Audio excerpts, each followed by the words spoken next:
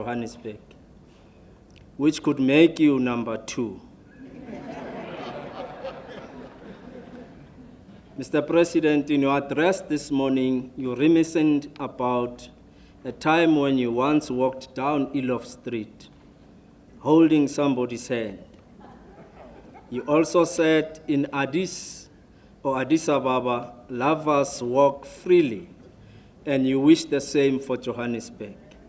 In a nutshell, Johannesburg must have. Not only will Johannesburg will be signed in Johannesburg. As you sign, Mr. President, we will be right behind by your side. Mr. President, for many Joburgers, Joburg is our first love. We have said this before, and we will say it again.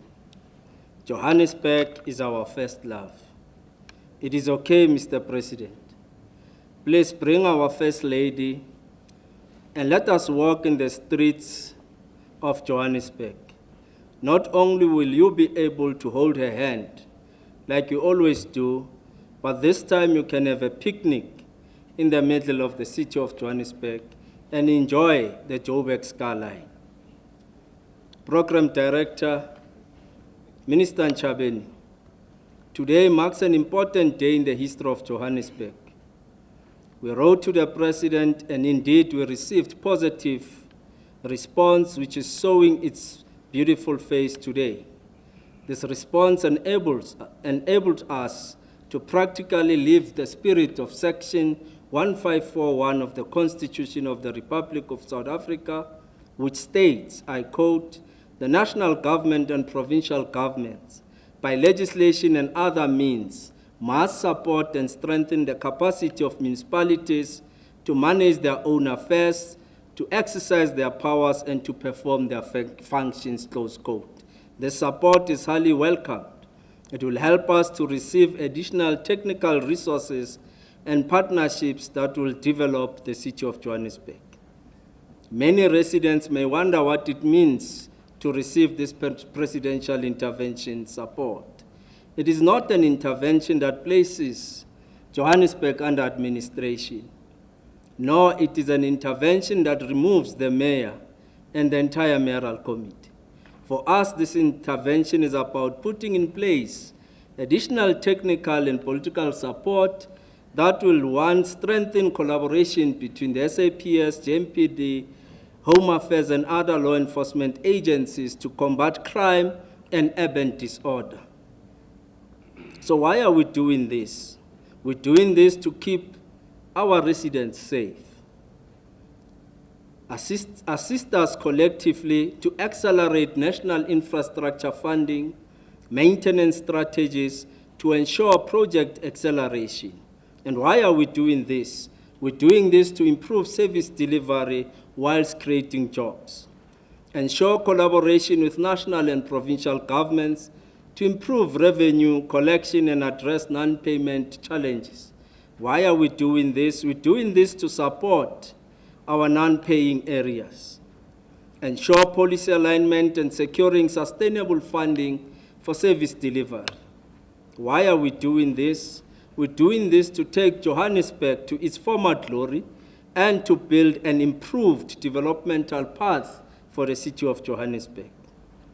Mr. President and Program Director, the Premier of Gauteng, yesterday and today have both been good days for us. These sessions are helping us to hear you better so that we can address our concerns, your concerns. They are giving us an opportunity to further engage with our residents. For example, it is not the first time we're engaging with stakeholders lined up for today's program. On the 14th of November 2023, the Johannesburg Crisis Alliance members, or supported by members of academia, wrote to you citing the following: services to residents, financial decline, and coalition chaos. These three challenges were addressed and debated through dialogues hosted by the Johannesburg Crisis Alliance. The city noted their actions from their summit in January 2025, which enabled them as an organization to express their views and concerns. One of the action items agreed upon at the summit was to work with clinics, taxis, in order to protest against water leaks in their buildings. We have not seen the protest as yet. However, we are working with taxi associations in the city, and one of our programs is to clean the city and ensure public safety around taxi transport nodes and public transport nodes throughout the city. We also welcome the support and partnership we received from Jozi My Jozi and the Johannesburg Chamber of Commerce and Industry. Not only are these partnerships helping us to clean the city, but they are also helping us to beautify the city of Johannesburg.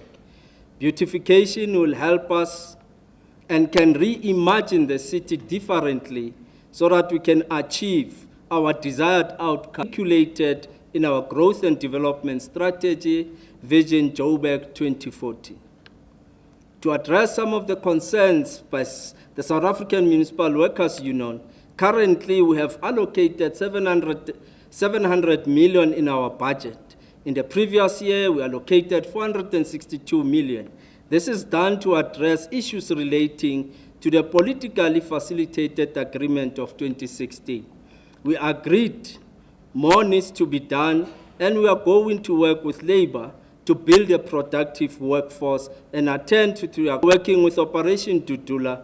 Our relationship was complex in the beginning. However, we have come together to solve our challenges.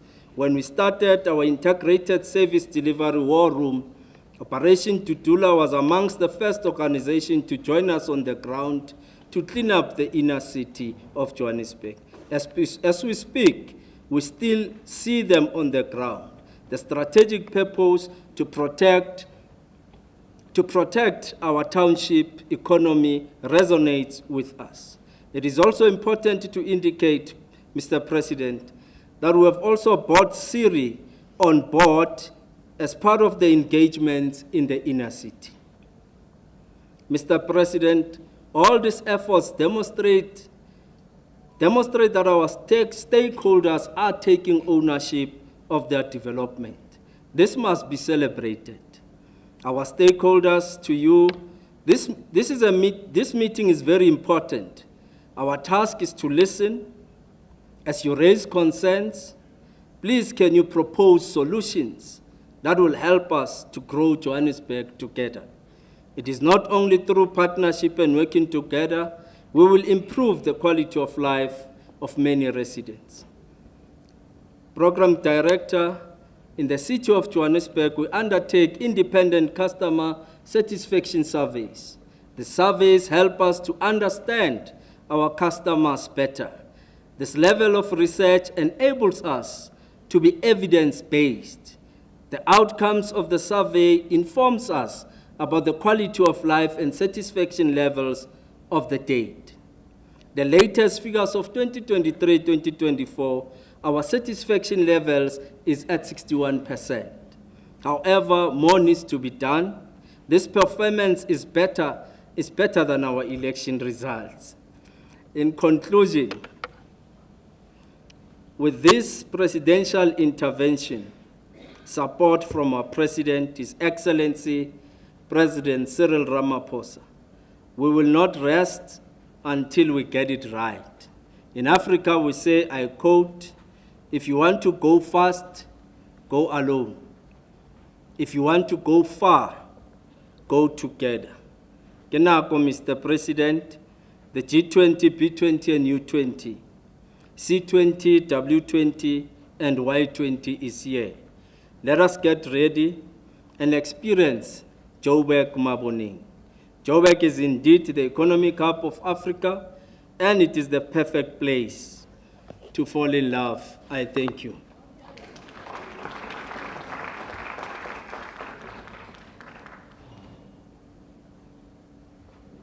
Thank you very much. Let's put our hands and thank the Executive Mayor. Thank you, Executive Mayor.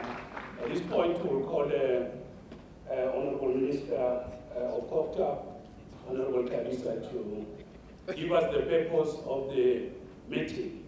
Over to you, Honorable Minister. Thank you.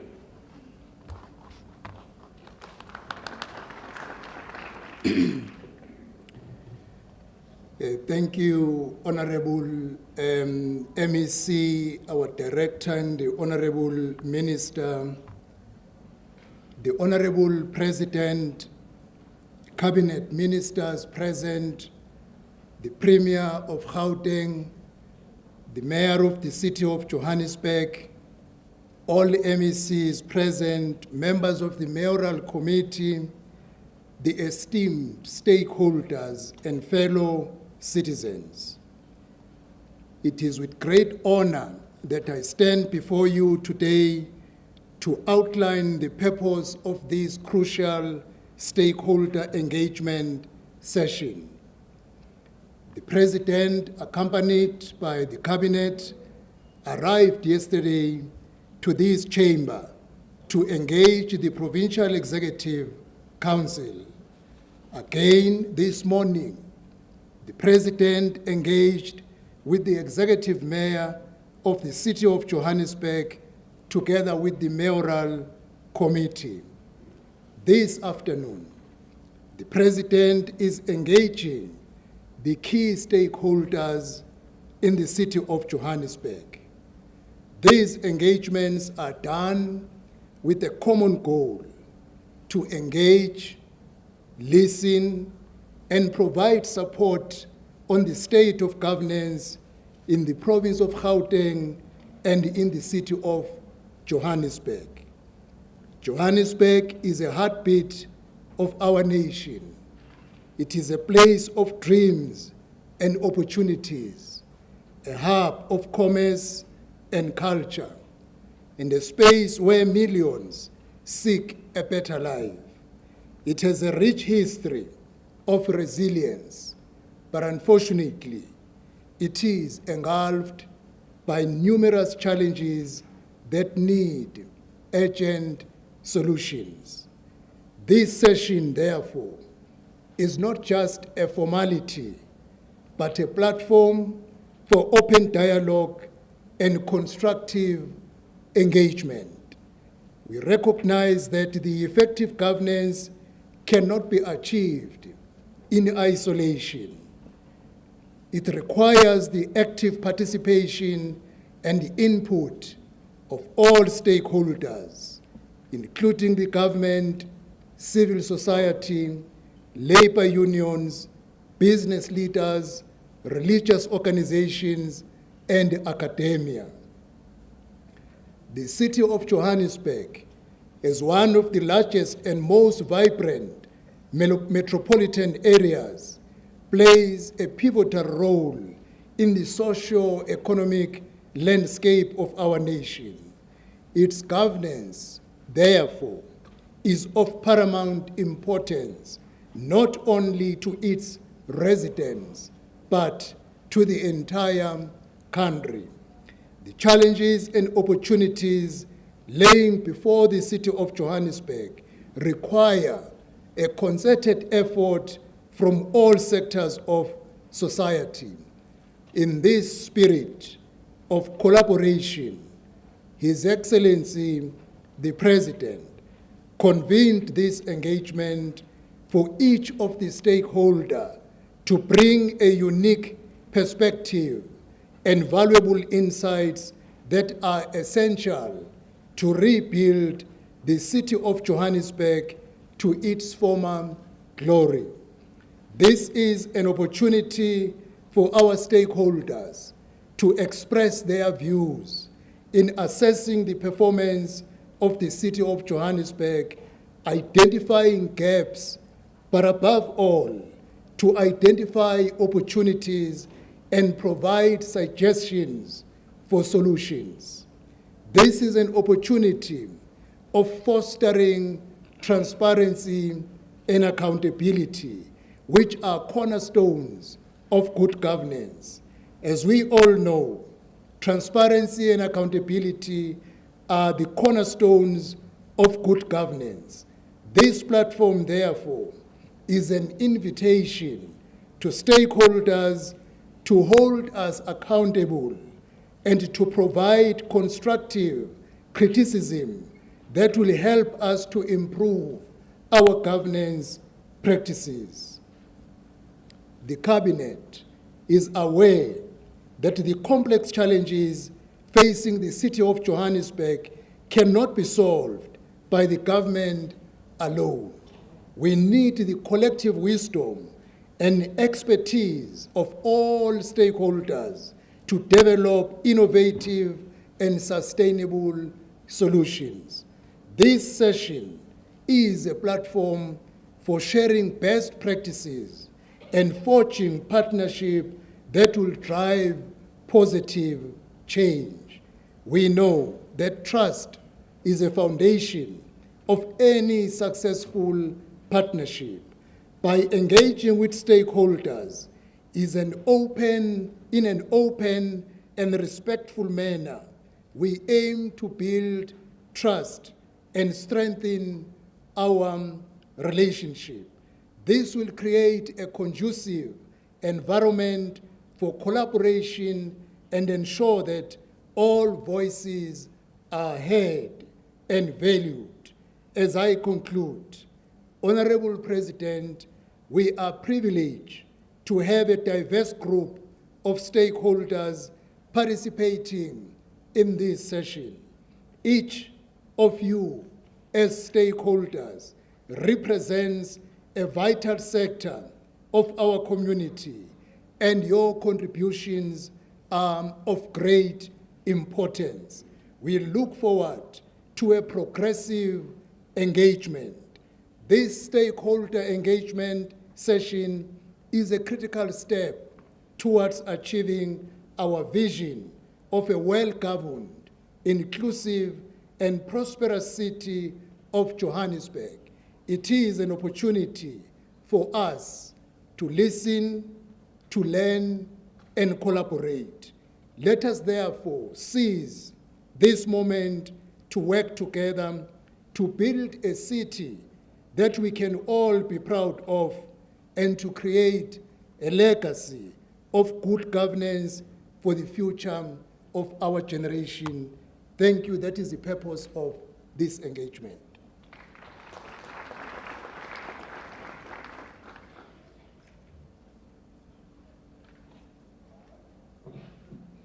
Thank you very much, Honorable Minister. At this point, without much ado, allow me to call Honorable Premier Banyaza Lesufi, the Premier of our province, to address us. Let's put our hands together to welcome Honorable Premier. Thank you.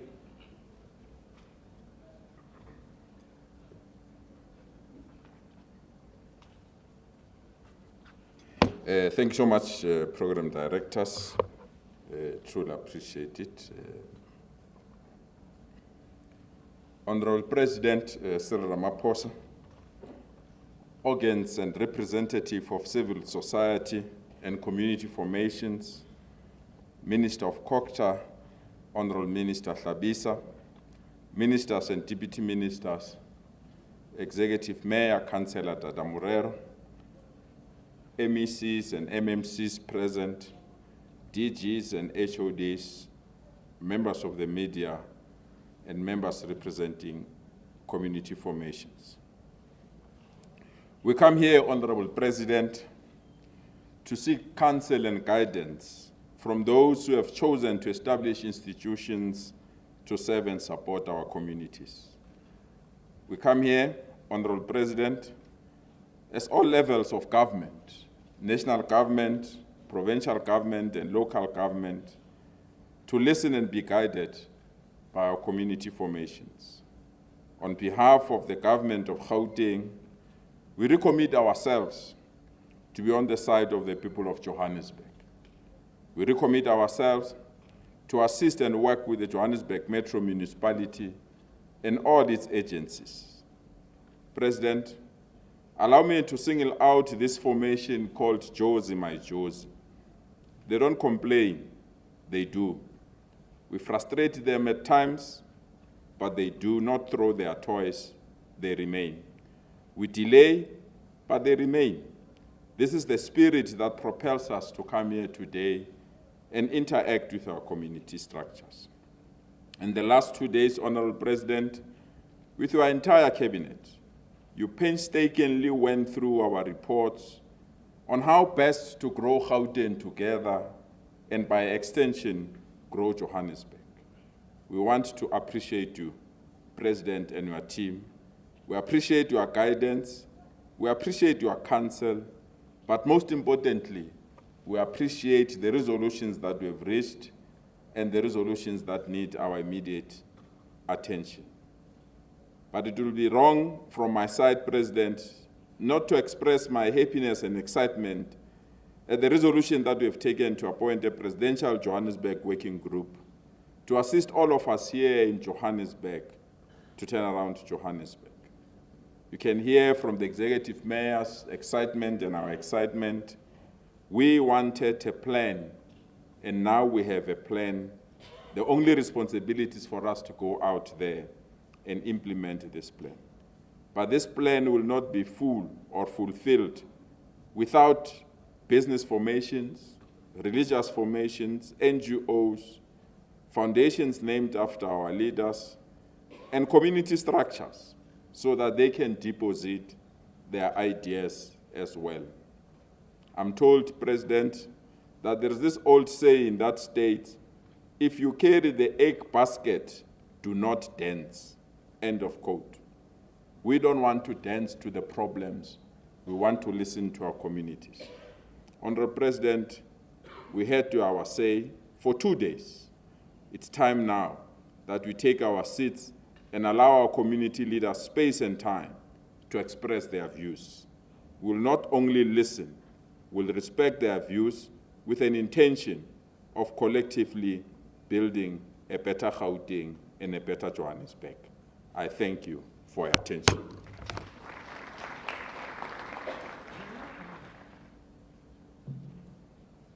Thank you very much, Honorable Premier. Thanks a lot. At this point, we will be taking the civil society stakeholders' input. And we have two, but we will start with the Johannesburg Crisis Alliance, represented by Mr. Nishan Bolton. And the time allocated is 10 minutes and will be followed by the representative of PenEd, Mr. Fred Zambiza. I hope I pronounced it correctly. But otherwise, over to you, Nishan. Thank you. Let me just put my stopwatch on. Mr. President, and everybody else, thank you very much for the opportunity of inviting us here today, and greetings. I'm not going to do the formalities because we've only got 10 minutes. Greeting you will probably take all of the 10 minutes.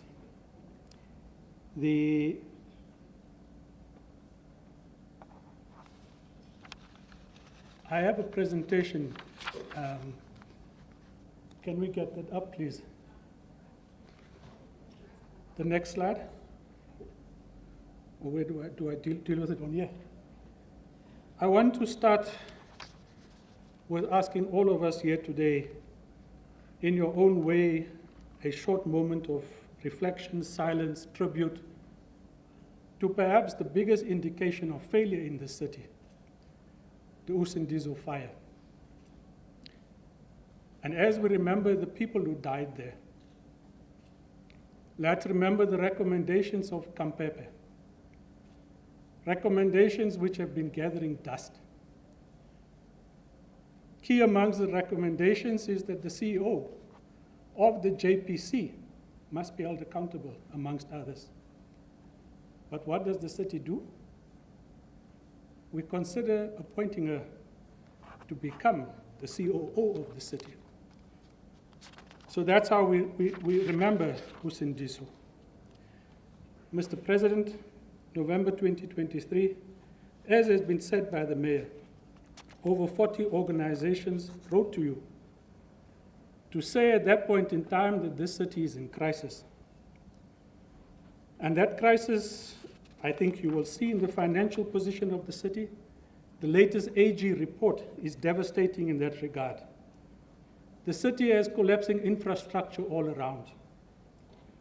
But most importantly for us is a collapse in public confidence. You've seen that in the election results. And when people lose confidence, they withdraw from democracy. And they begin to turn their support to autocrats locally, regionally, and even internationally. Furthermore, this city is plagued by corruption. It has closed down its investigative capacity. You've seen the Bree Street collapse. You've seen the wastage of money. People get paid to do stuff, they disappear, they're not held accountable. Anywhere else in the world, this kind of collapse of a city would have been addressed within months. It has gone on. Cyril Ramaphosa writes extensively that this city has been captured through its boards. Joburg is unique in that it has a number of boards. And what do these boards do? They actually take away. If you're a councillor in Joburg today, you have no power over any of these entities. Go and look who makes up the boards. Go and look at their party political affiliation and the level of skills and competence to do what these boards require. In most cases, they wouldn't be appointed to any institution close to this. So we have said that this city must be saved from poor governance.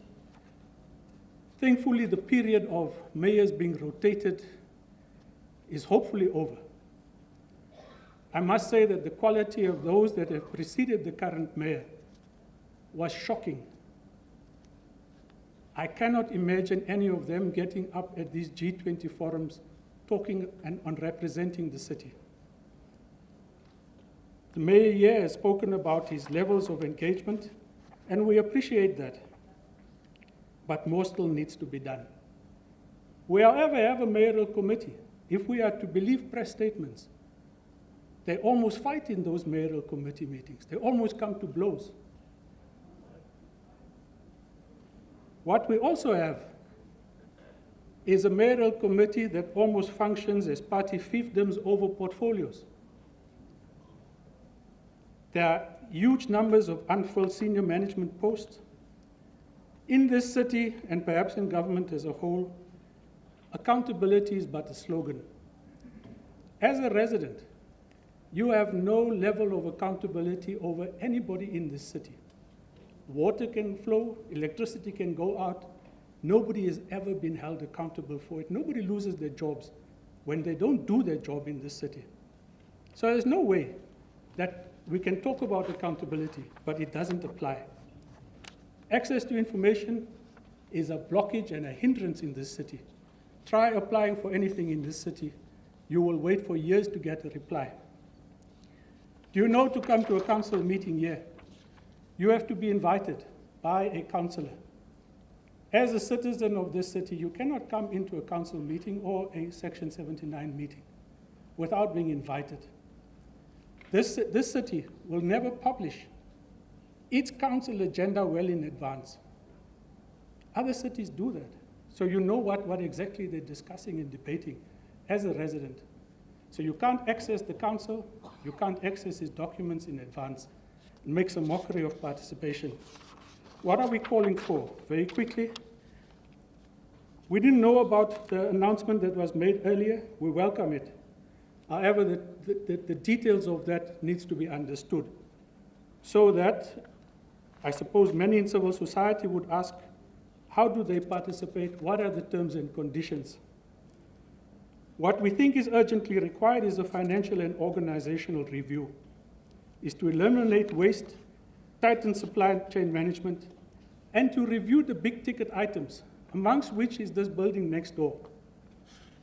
Why that building has been allowed to be in the state that it is anybody's guess. But wanting to spend up to 3 billion rand to fix that is questionable. So you allow it to be degraded, Then you want to spend billions, but that billions will escalate when the final project is done. And some people say, well, it's because 2026 elections is around, and somebody has to fund those elections. The next budget, we think, must prioritize key issues of water and electricity, but must also prioritize investment in infrastructure. Critical for us is the implementation of the Usindiso recommendations. I think that's the first test, is going to be for whatever structure comes in place. If you can't deal with those recommendations, then whatever structure comes in here is not worth its salt. The appointment of a city manager and the COO must be people with competence, not party loyalties. And we also think there must be a review of all senior managers in COJ and the entities, whether they can do what they are employed to do. Public participation needs to be reviewed. I've referred to some of this. We think that these boards must be scrapped. And if they can't be scrapped, change the composition. The city urgently needs a service delivery charter so that as a resident, you know what you are paying for, what to expect, and what to do when you don't get what you have paid for, and who to hold accountable. Without that, accountability becomes meaningless in this city. As the JCA, we will partner with you, we will hold you accountable. But we are not going to do one at the expense of the other. The high impact service delivery of the mayor has been commendable. The appeal is to expand it to all 135 wards. It has been a pleasure driving at night for the first time in years, having streetlights on the freeway. But that's not in Orange Farm. It's not in other parts of the city. So let's not prioritize the G20 or make G20 activities in every 135 wards.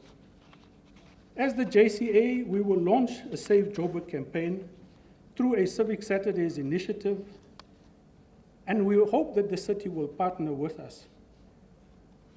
Lastly, we think that this city needs a new vision. Mr. President, there have been discussions about a national dialogue. We think there needs to be a city dialogue that talks about a new vision for this city 2026 to 31. And in the process of that visioning, we can talk about changes to governance, participation, planning, sustainability. Those issues can be deliberated at that platform. This is an opportunity, as many have said, to reset this city with proper participation of its residents and organized stakeholders. As I conclude, Mr. President, is to remind you 35 years ago, you and I and others were in the other chamber there, negotiating in the Witwatersrand negotiating chamber, where you led the non-statutory side. Then the call was for one city, one tax base. Today it has been dumbed down to talk about one city without potholes, functioning traffic lights, and so forth. We should have been further than we are now. But let's get there working together. Thank you. Sorry, Mr. President, here is a portfolio of all of the submissions from our summits, from other organizations, and from an online submission in the last 24 hours by over 400 residents in this city on what they think needs to be done in Joburg. Thank you very much.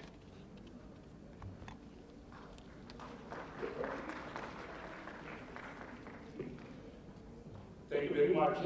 Let's give him a round of applause to acknowledge the input by Mr. President. Thank you. At this point, we will call the representative of Plan Act, as I did announce.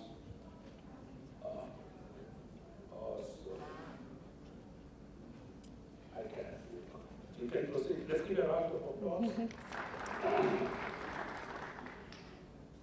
Okay, you can proceed. Good afternoon. Thank you so much, Mr. President. It's a real honor to be here. Thank you very much for giving us the opportunity and the space to make this presentation on the occasion of the National Executive Engagement with key stakeholders. All protocols observed. I know time is short. Mr. President, I'm sure you are familiar with Plan Act. We have a long history in the city, and we have deep and strong relations, particularly working with informal settlement communities. So we really do work with the most vulnerable people in our city and across many other cities and provinces. So we advocate for stronger democracy at local government level and for improving service delivery and upgrading neighborhoods. We also put a particular emphasis on accountability and transparency in local government through effective community participation in all local government initiatives for the marginalized and vulnerable. And we do recognize that municipalities have an incredibly heavy burden, and they are a vital part of our democratic infrastructure and systems of government.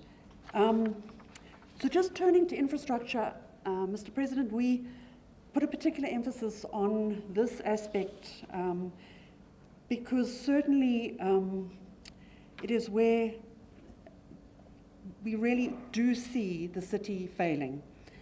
And we call on the work of the city to build a society where people's rights and dignity are protected and where access to housing, water, sanitation, and electrification is provided in an equitable and just, fair manner. People must be put at the center of our development programs, and citizens' rights must be protected. So the current infrastructure crisis is an affront to the dignity of people in the city.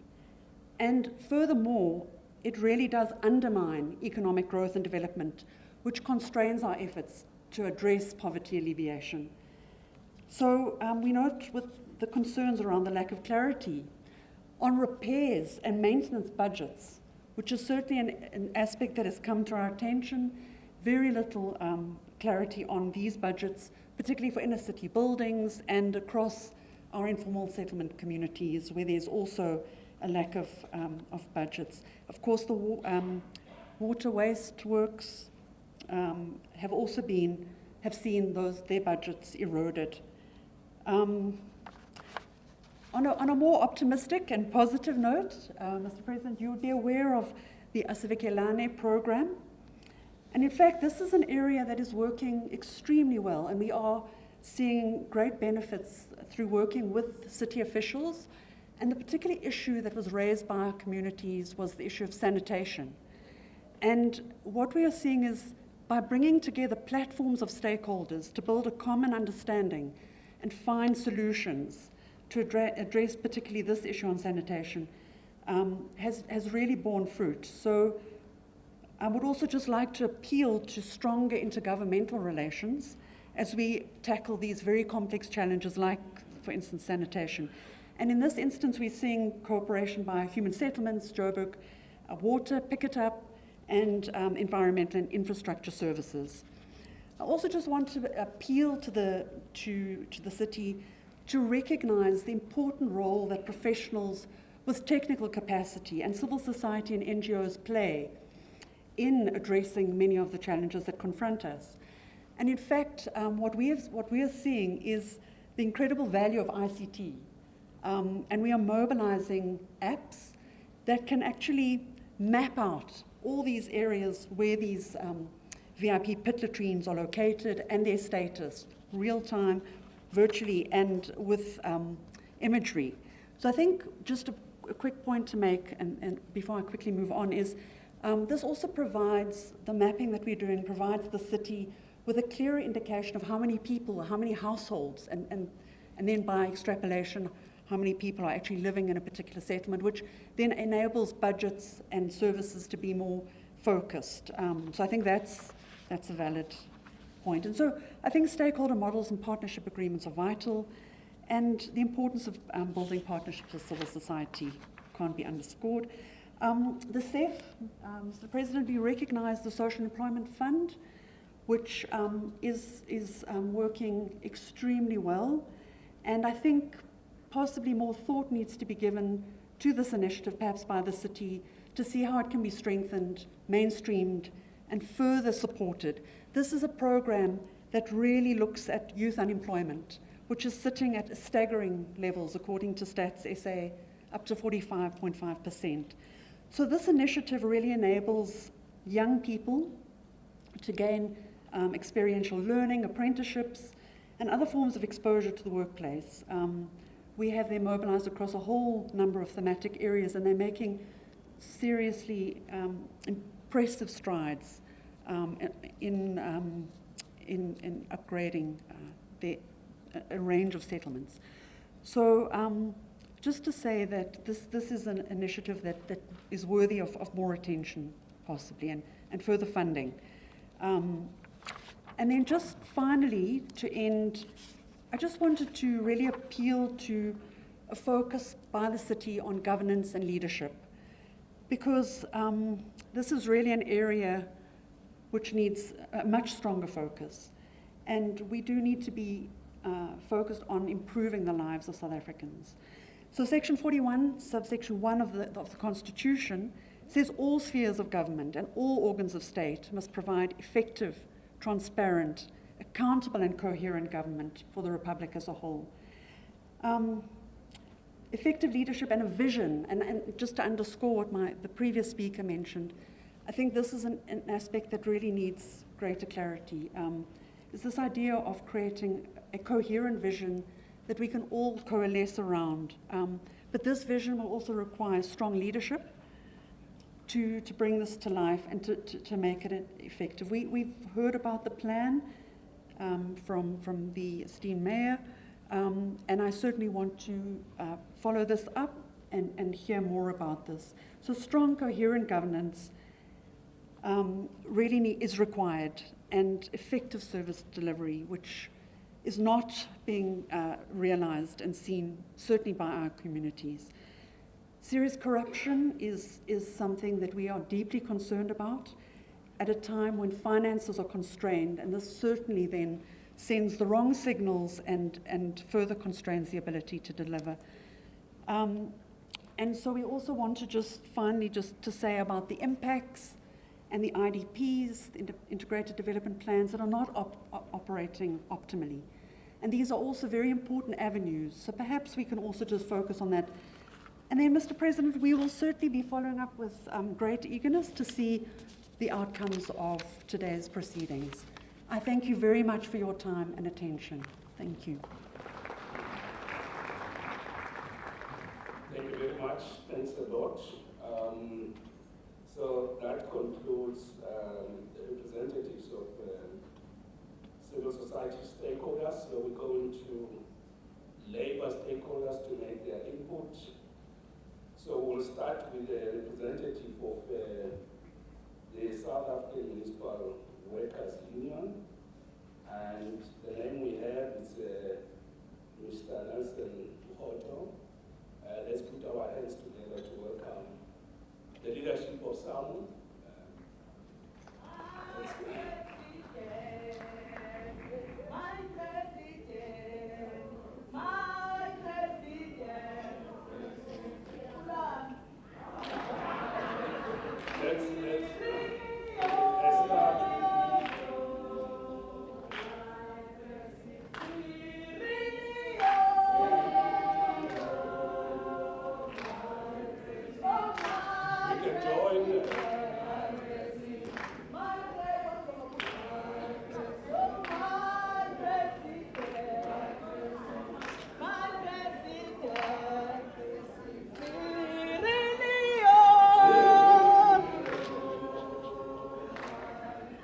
Amandla, viva Makabane, viva. Sanibonani nonke.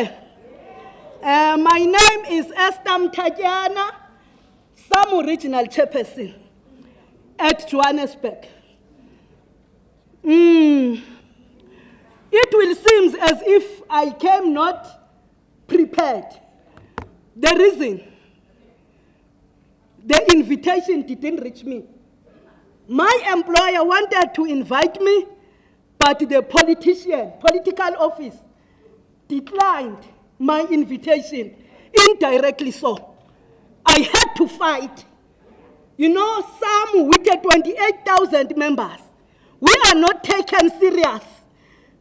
We are the stakeholder at the City of Johannesburg, but I had to fight to enter here. We are not happy for that, but let me do what I came to do here.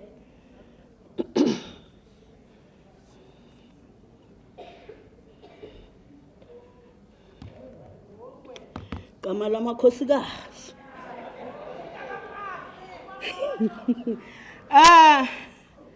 Mr. President, as the employees of the City of Johannesburg, 46,000 of them, because we are there as labor, I am including Imadu and SAMU members.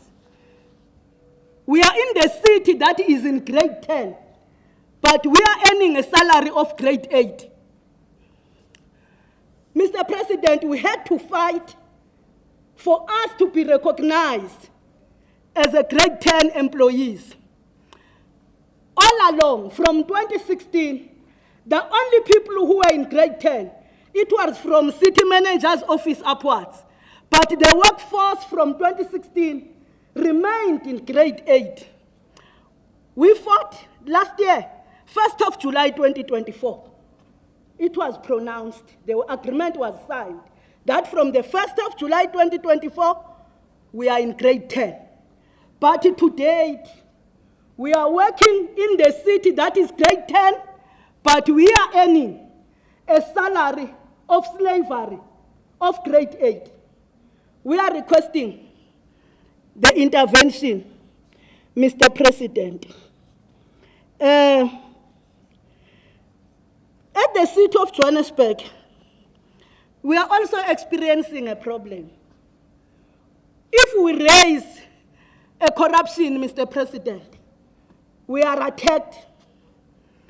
Inkabi are sent to us to kill us.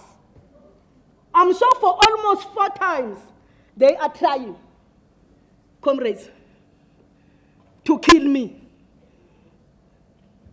All this thing, Mr. President, it started on the 12th of December, 2024, when we closed the freeway at M1. We were shot at. One of the comrades lost the eyesight. It was the first time for us. I've been a shop steward from 1997. During the time of Bab Masondo, while he was a mayor for 2 terms, I was the shop steward.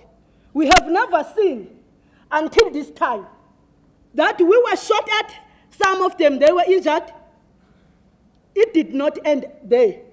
From the 13th, the attack started to us because we raised the corruption. If you raise the corruption in the City of Johannesburg, there's nothing else than for you to be killed. The corruption that we raised, or the people that the names we mentioned as Samu, not as Esther Mtatjana, it was the name of Helen Potes and the name of the executive mayor, Mr. Tatamrelo. For mentioning those names, our lives changed. As the regional chairperson, my life changed, comrade. On the 13th, comrade, of December, they tampered with my car, first car. But I found it before I entered to the freeway. The second one, on the 16th of December, they tampered with the one parked in the place where there is cameras at 66 Jorison Place. To that one, it was worse. They wanted me to burn inside the car. There was the plastic covered in the gearbox. There was the plastic covered all over, comrade, to make sure that when the oil, and the oil was leaking, when the oil is hot, the iron will be hot, the plastics will melt, then the car will catch fire. All those things started from the 12th of December. There's no other time. I've been in the city, I'm close to 30 years. I've been in a shop steward from 1997. We have never attacked like this. Comrade, on the 21th of March, 21st of January 2025, there's a man with bulletproofs and rifles came in my house for wanting to kill me. Comrade, yesterday I was in the REC.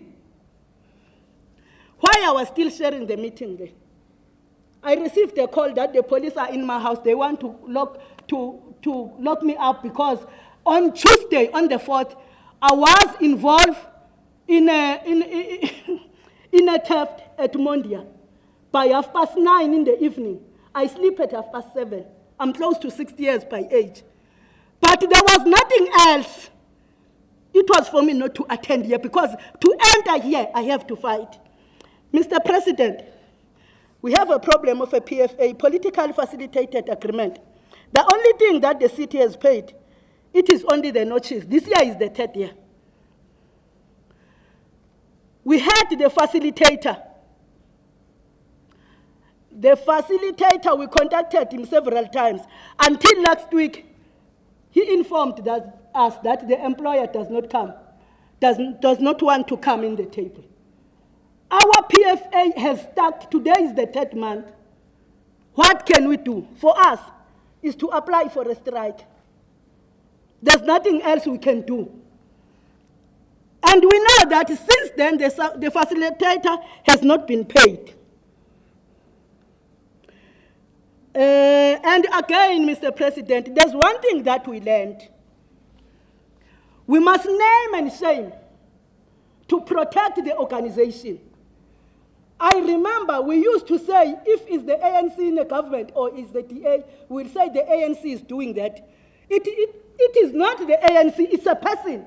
We have to name the name of a person and leave the organization aside. Because there's no organization that can say, some can never say to me, Esther, go and do a corruption.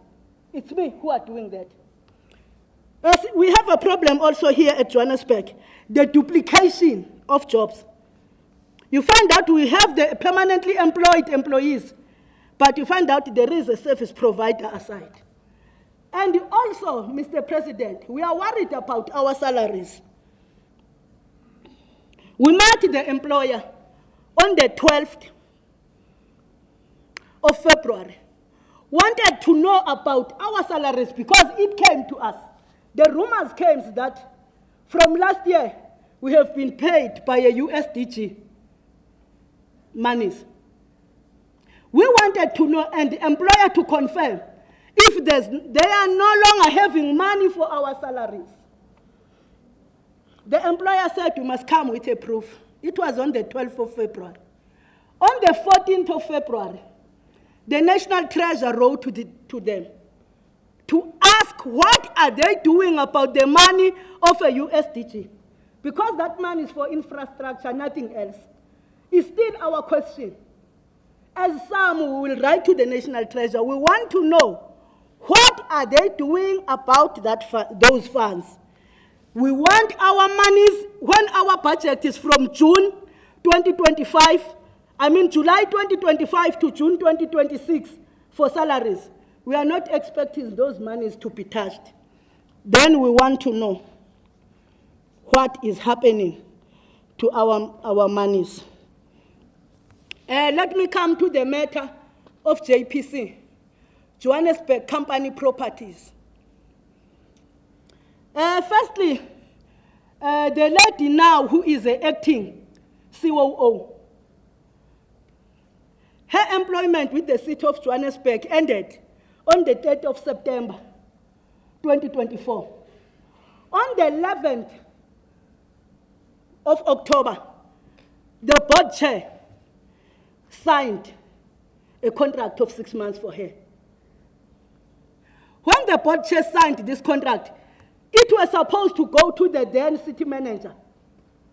After the then city manager, it was supposed to come in this council to be noted. All that process, it didn't happen because she's favored by the executive mayor. We are not here for favoritism.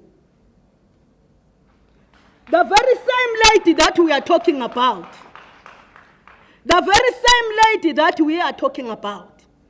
as we are saying as Samu, we do not want her as a COO, as we are saying that her acting was wrong, all her corruption was not attended to of SIU, Kampempe report. At JPC, besides the corruption, she was victimizing workers. There were workers who were dismissed. There are workers who are depressed. Is she coming to do the same thing to all of us? Because immediately once you are a COO, it means all the City of Johannesburg, All the employees of these entities and departments belong to you. We cannot, unless she is in that office to lead the executive mayor only, not us. We cannot be led by Helen Potters. No, I'm not pissed. We cannot be led by Helen Potters with the history that he has. What we will see, she will collapse the city of Johannesburg. We will be unemployed. As right now we are experiencing the financial crisis. We are in the level that we never been there. But now, Yes, Comrade Tester, I've given you 2 additional minutes, just conclude. oh, my 10 minutes is finished. Thank you very much. Just a part, Chair. Just a part. Okay, I'm wrapping up now. Let me check what I forgot.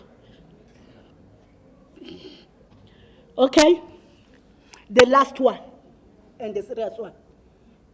We are worried as the whole city of Johannesburg is run by the third-party contractors or the service providers. These service providers are not paid. Let me make an example about the entity that I am in Pick It Up. If the landfill sites are closed, the yellow plant is not moving because they are not paid, which means the first load of the trucks will not be offloaded. What will happen to the residents of the city of Johannesburg? Ngalokho isicelo sami kumongameli. Sicela mongameli ubeke thina phambili ama residents ase city of Johannesburg. Before we come employees, we are the residents of the city of Johannesburg. And siyafuna ukusebenzela city of Johannesburg, but makube khona ubulungiswa amandla.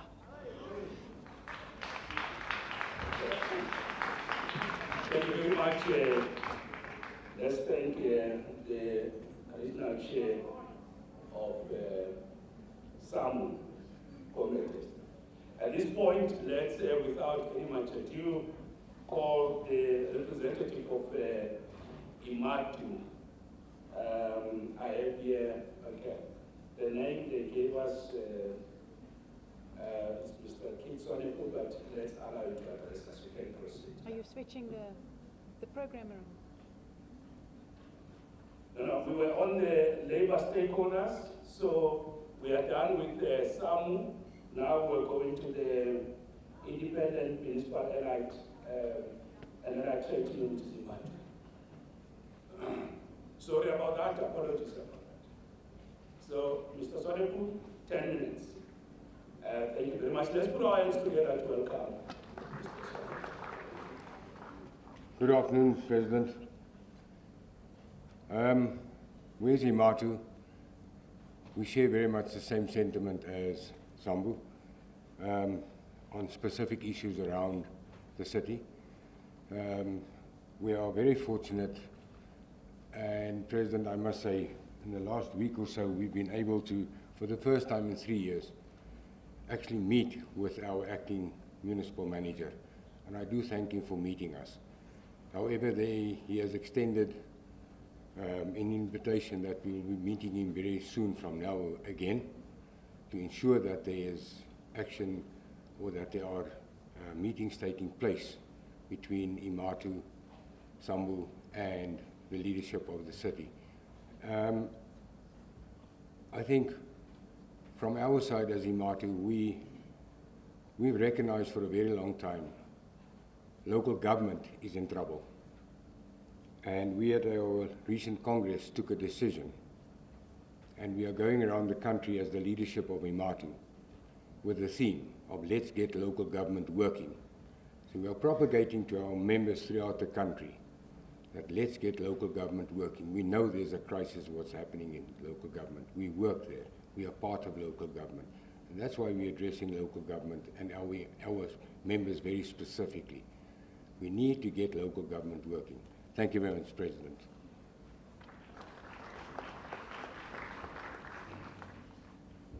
Thank you very much. Let's put our hands to thank him again. Now, at this point, we are moving. We are done with the labor stakeholders, and then we go into the business stakeholders. And at this point, let's welcome the representative of Josie, Ms. Pia Swanepoel, Over to you. Let's welcome you to the podium.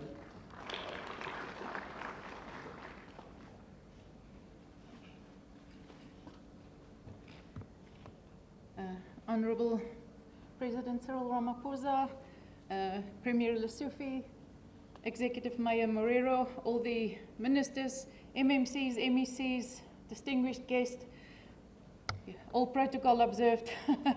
Thank you for this opportunity. I'm honoured to stand here before you guys as the CEO of Josie My Josie, an organisation deeply committed towards the revitalisation of Johannesburg in collaboration with others. Some information about Josie My Josie, Mr. President. We are not just another marketing campaign. We are a movement for the people, by the people, rooted in actions, big and small, towards creating a city that we can all proudly call Josie My Josie. Our aim is to inspire the people of Johannesburg, Mzansi and people around the world to bring back hope and to bring dignity back and to instill pride back into our city. And to do this, we needed to create a movement, not a project where somebody does something, we cut a ribbon, and 3 months later it's not there again. We need to create a movement for everybody to join the movement for the right reasons, as active citizens, as passionate people about the state of our city, our province and our country, to step up and do something to save the city and our country. Our strategy has always been to focus on 6 work streams.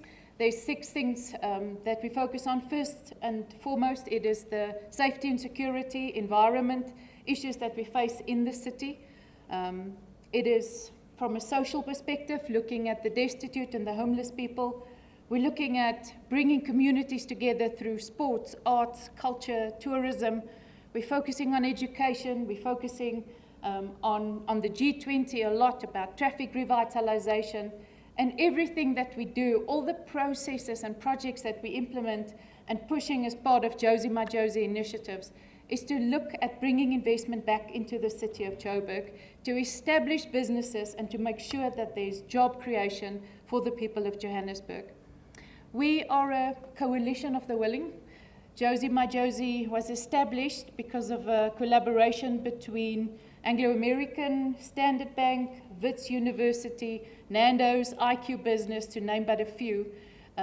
A collaboration that the private sector decided, let's work together with the city, let's collaborate with the city and do our part to be the active citizens and be that missing piece of the puzzle so that we can make our city and our country work again. I think through Business Unity South Africa, Business for South Africa, that has already been established on a national basis. Now we're bringing it down to local so that we can help fix our cities. Currently, we're more than 150 companies who signed up and supports Josie My Josie with skills, with resources, with funding for us to be able to do projects together with the city, together with the province, to make Johannesburg a city that we can all be proud of. We started Josie My Josie long before rumors of the G20 surfaced.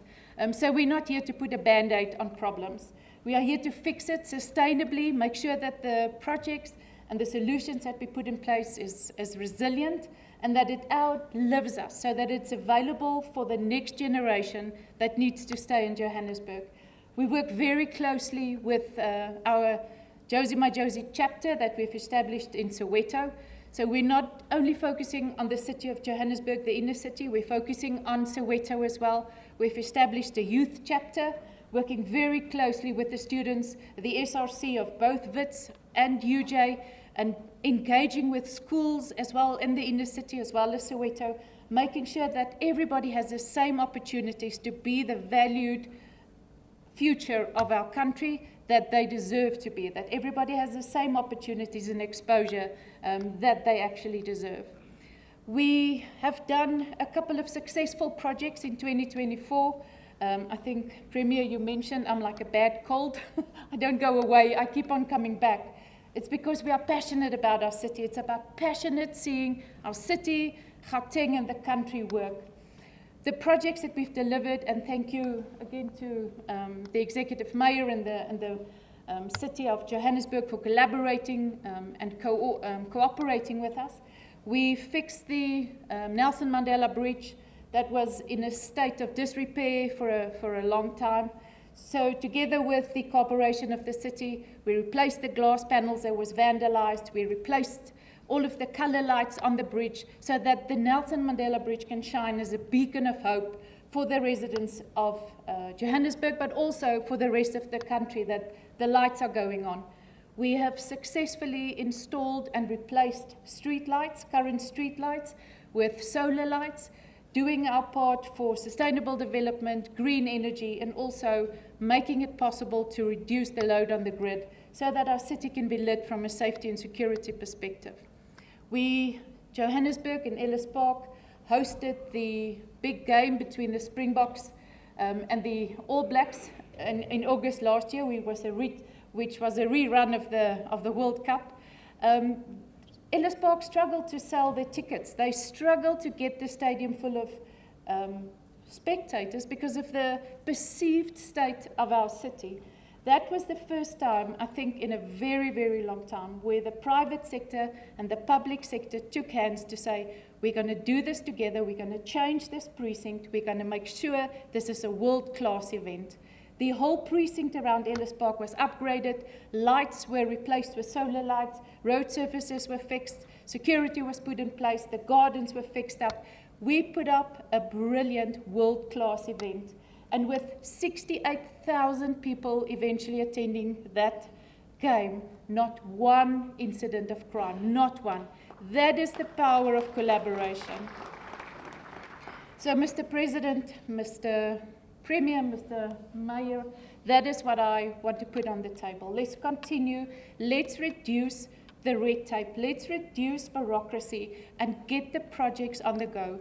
From the private sector side and all of our major sponsors that I've mentioned, all 150 of them are ready to help you guys to get through the next period, not just focusing on the G20, but focusing on the future of our city to get it in the right place. We have got big plans for 2025. Our steering committee and our board is representative of all the different stakeholders today in the room. They've approved the projects that we want to do. It is now up to the city and to Gauteng to work with us or allow us to do some of the projects. We have very strict governance around us as the private sector, you can imagine. All of the partners that we have behind us, there's very strict governance rules that we need to adhere to. There's laws that we need to be adhering to in terms of transparency, etc., who we can work with, who we cannot work with. The same on the side of the city and of the province and obviously the government. There's governance rules everywhere, but let's see where we can meet each other to make sure that we can do this together and change our city, revitalize it and working with and involve everybody that wants to make a difference. Let's include them. There's a wise saying, and I'm going to conclude with this. There's a saying, and one of our founding members, Robert Brosen from Nando's, he has a saying that goes like, if it's not us, who's going to do this? And if it's not now, then when are we going to do this? So please let us do it together. Let's do it now. Let's do it sustainably. Let's do it right the first time and make sure we leave a legacy for the next generation that we are not the ones that they blame for the state of the city. Thank you very much. Thank you very much. Thanks a lot. Thank you. At this point, we're proceeding with the business stakeholders, and I'm glad to call the representative of Johannesburg Chamber of Commerce and Industry. According to the program, it's represented by Ms. Karen. Sorry? No? It's the Youth Chamber of Commerce and Industry person. Sorry, apologies. Youth Chamber of Can I just ask that when names of representatives are changed, we'll be notified so that we can acknowledge people properly. Apologies. Thank you. Thank you. I'm going to introduce myself. My name is Denise Rapidzi. I am the CEO of the Youth Chamber of Commerce and Industry in South Africa. All protocol observed. Hi, Mr. President. So I'm going to start with who are we as the Youth Chamber of Commerce and Industry. So we focus mostly on areas where young people can sort of start doing and start contributing to global and local economic development, including just the future of businesses, climate change, sustainability, inclusive economic growth, economic growth, and the future of work. Our main purpose is that the Youth Chamber of Commerce and Industry falls under the South African Chamber of Commerce and Industry, which is an umbrella body for all chambers of commerce and industry. I think the biggest part that I want to bring through is that youth and citizens of South Africa and Johannesburg are tired of talking. We had to be more initiative on our side and actually just take the bull by the horns. I think we spent 6 months trying to find a building in the CBD of Johannesburg. It took a long time to do it, but eventually we decided as a chamber, we got a lot of young CEOs, a lot of tech startups, some mavericks, some giants, some property investors, most of them also who are young, like the guys from OPH, the Braamfontein, the guys that own Maboneng, all of them are made up of youth. And these are the youth that are creating jobs. So we noticed that there was only one way for us to bring business back. You're not going to have ABSA coming back, you're not going to have FNB coming back, but you will have young people who are really still ready and still love the city of Johannesburg.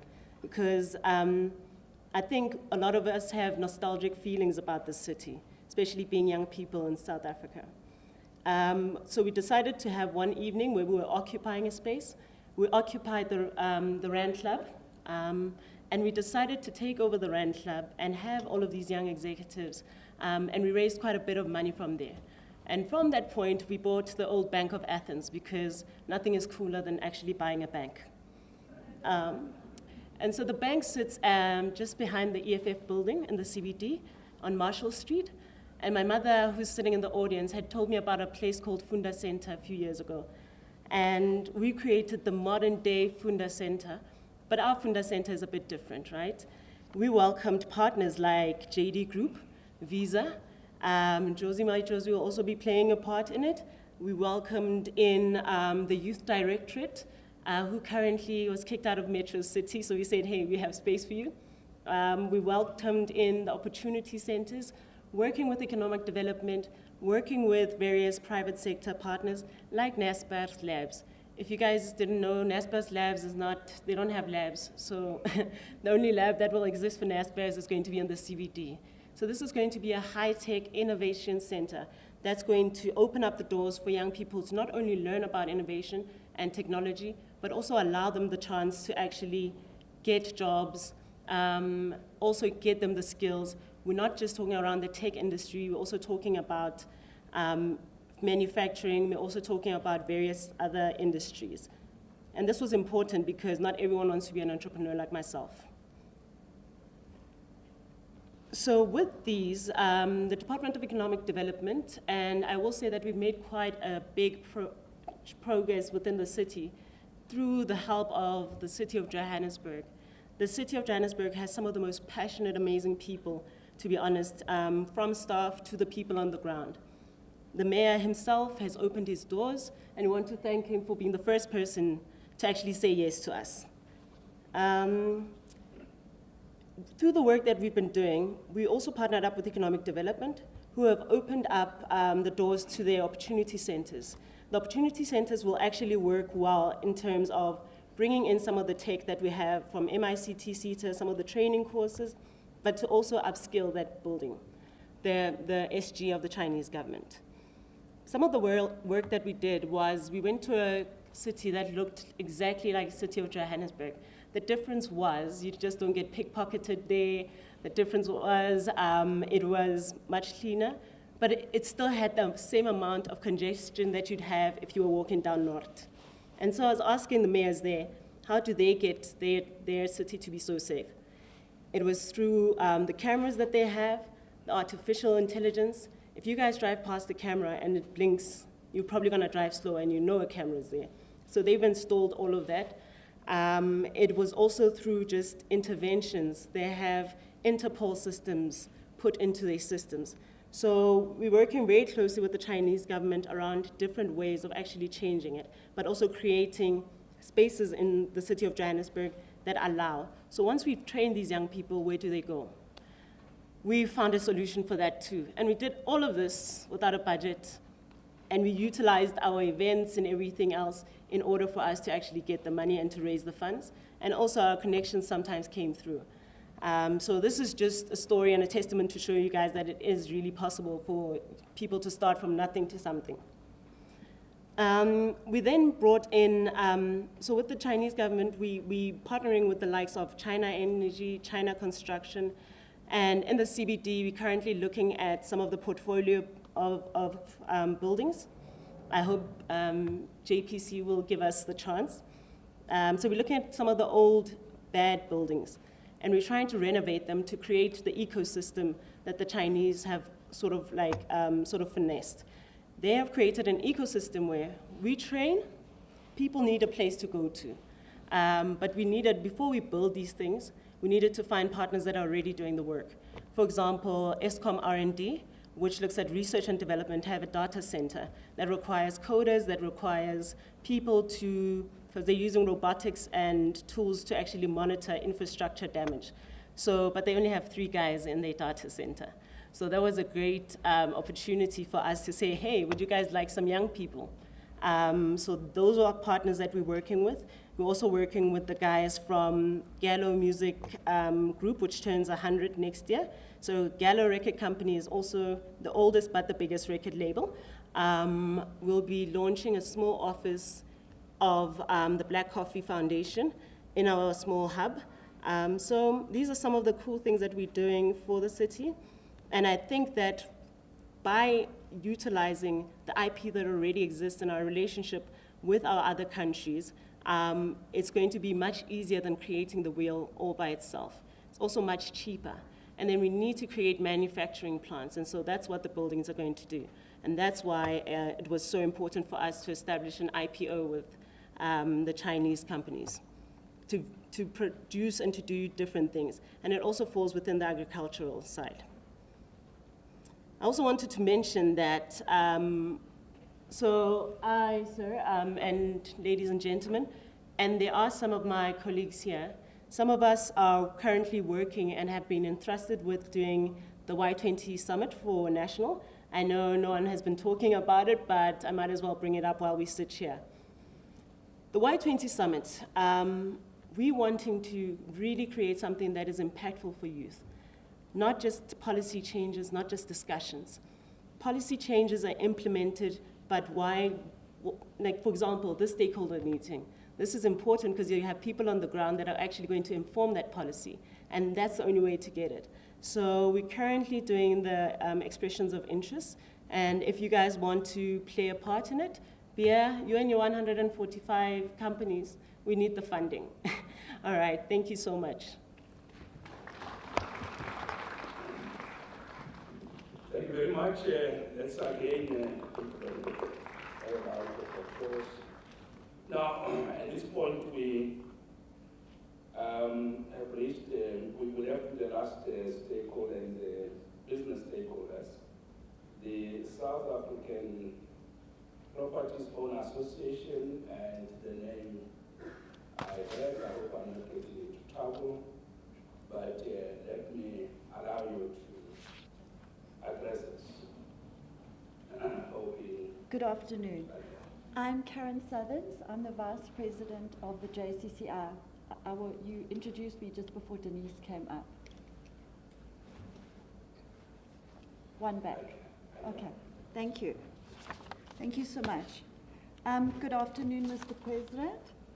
It is lovely to finally meet you. If nothing else comes out of today, I can say to everybody I know, I met the President. It's a real honor. Thank you so much.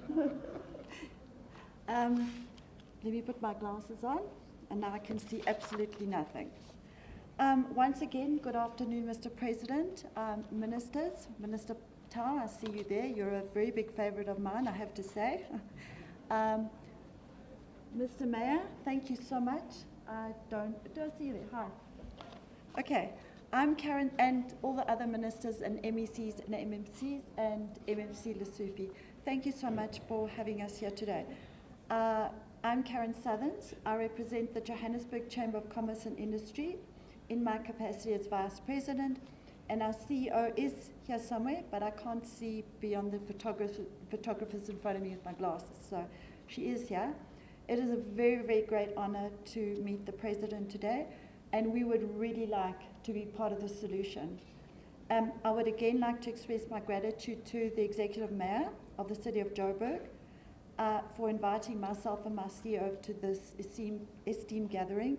We already have in place ongoing meetings with the Executive Mayor and his team, and we continue to extend our support to him in this huge task ahead. I'm actually not sure why I print notes out, because I scribble all over them. The JCCI is a non-political chamber. We have a very long history with the COJ, including with Honourable Minister Parks Tau, when he was mayor. And I must add, he's been a helping hand over the years to our chamber and to the many people we have as members. We are also 130 years old, sorry, not me, our chamber, and we are part of ASAC. And we partner with chambers nationally and internationally.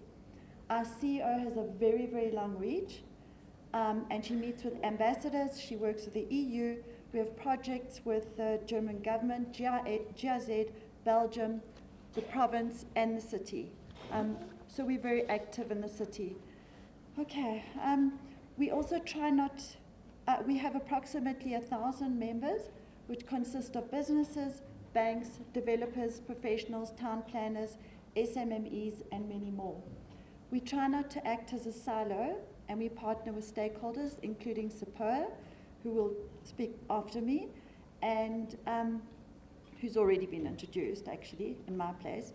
And we work together with stakeholders such as BASA, the Banking Association, JPOMA, the Johannesburg Inner City Business Chambers, Joburg CAN, the Town Planners Forums, Developers Forums, including the Waterfall and Midrand developers.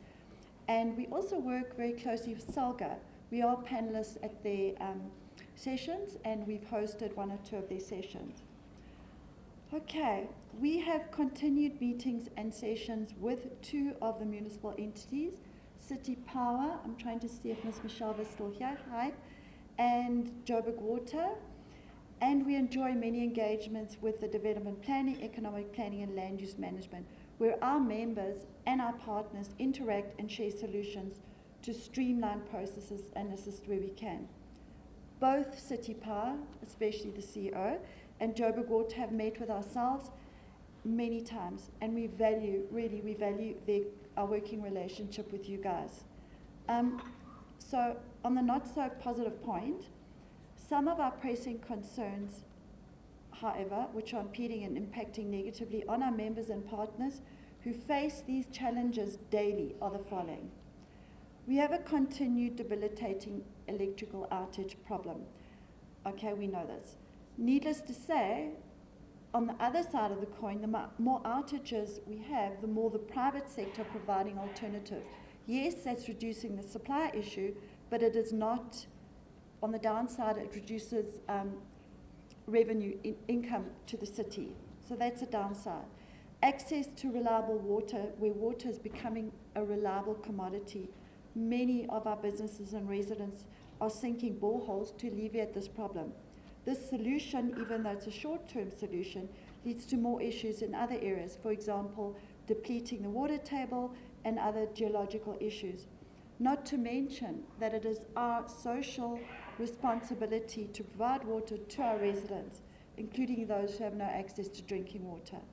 We have non-functioning traffic lights and street lights at an ongoing crisis. We have the pothole issues. The only reason I'm bringing it up today is because I actually hit one day ago with one of my brand new tires and had to replace it.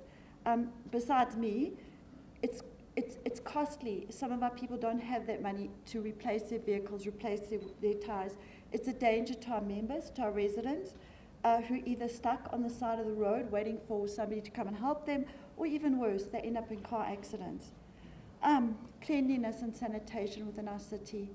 We have workers that work for the businesses that we act for, that are part of our chamber, the areas within the CBD.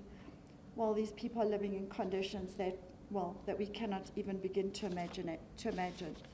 An issue that came up last week, actually, a problem within the city, not related to you, Mr. President, was that the deeds registry in Johannesburg closed because of problems with their labourers, with their staff, which were safety concerns.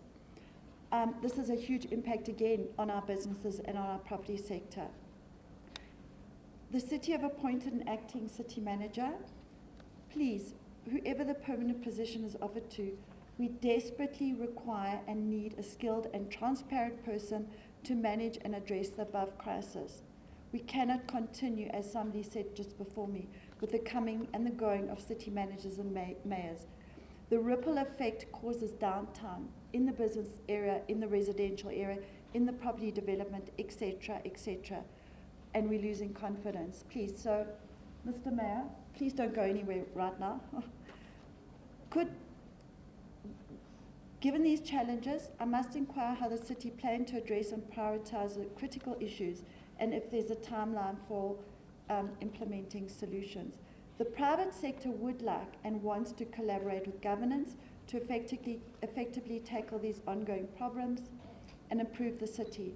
Some of our suggestions are: could the recent past budget be reviewed to allow for funds to be allocated to the municipal entities to enable them to not only build the very needed infrastructure, but to fix and maintain the failing infrastructure? We need skilled workers to enable the teams to be able to go out and deal with the many, many calls that they are experiencing daily. If policies would allow for the reinvestment of bulk contributions into infrastructure development where construction is underway, this would encourage new development and bring revenue to the relevant municipal entities, enabling them to build infrastructure, and it would also stimulate job creation. We anticipate thousands of international guests for the G20 summit. To avoid our guests experiencing our daily challenges, we would like to formalize our task team to work with the city and even beyond the G20.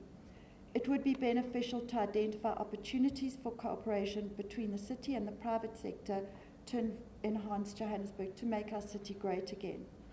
We have at hand, we have skills, we have the want to, we have willing partners, we have our own partners. Everybody is willing to come hands on deck to fix our wonderful city. Sadly, we are seeing our businesses, residents, professionals and developers semigrating to other provinces due to the declining infrastructure. This impacts on job creation, which affects business in our city. We, as a business sector, would like a clear and actionable roadmap from the city detailing opportunities for cooperation and to remove the barriers to enable us to work together. Your guidance, Mr. President, would help us reassure our members and partners that there are steps being taken at the highest level to resolve our current crisis. Business needs to know that the city has a plan to address and prioritize this and what the timeline is, especially as we want to keep the G20 in our wonderful city. In short, how can we, as the private sector, collaborate more with yourselves to effectively tackle the crisis that we are in and improve our city? We would like to put a working group together that would work with the high-ranking officials and include stakeholders on the plans going forward for the G20 summit and beyond. With your blessing, Mr. President, I believe we could make a big difference. Thank you all, and thank you, Mr. President. It's a great honor to meet you. Thank you so much. Thank you, Ms. Karen Starkins.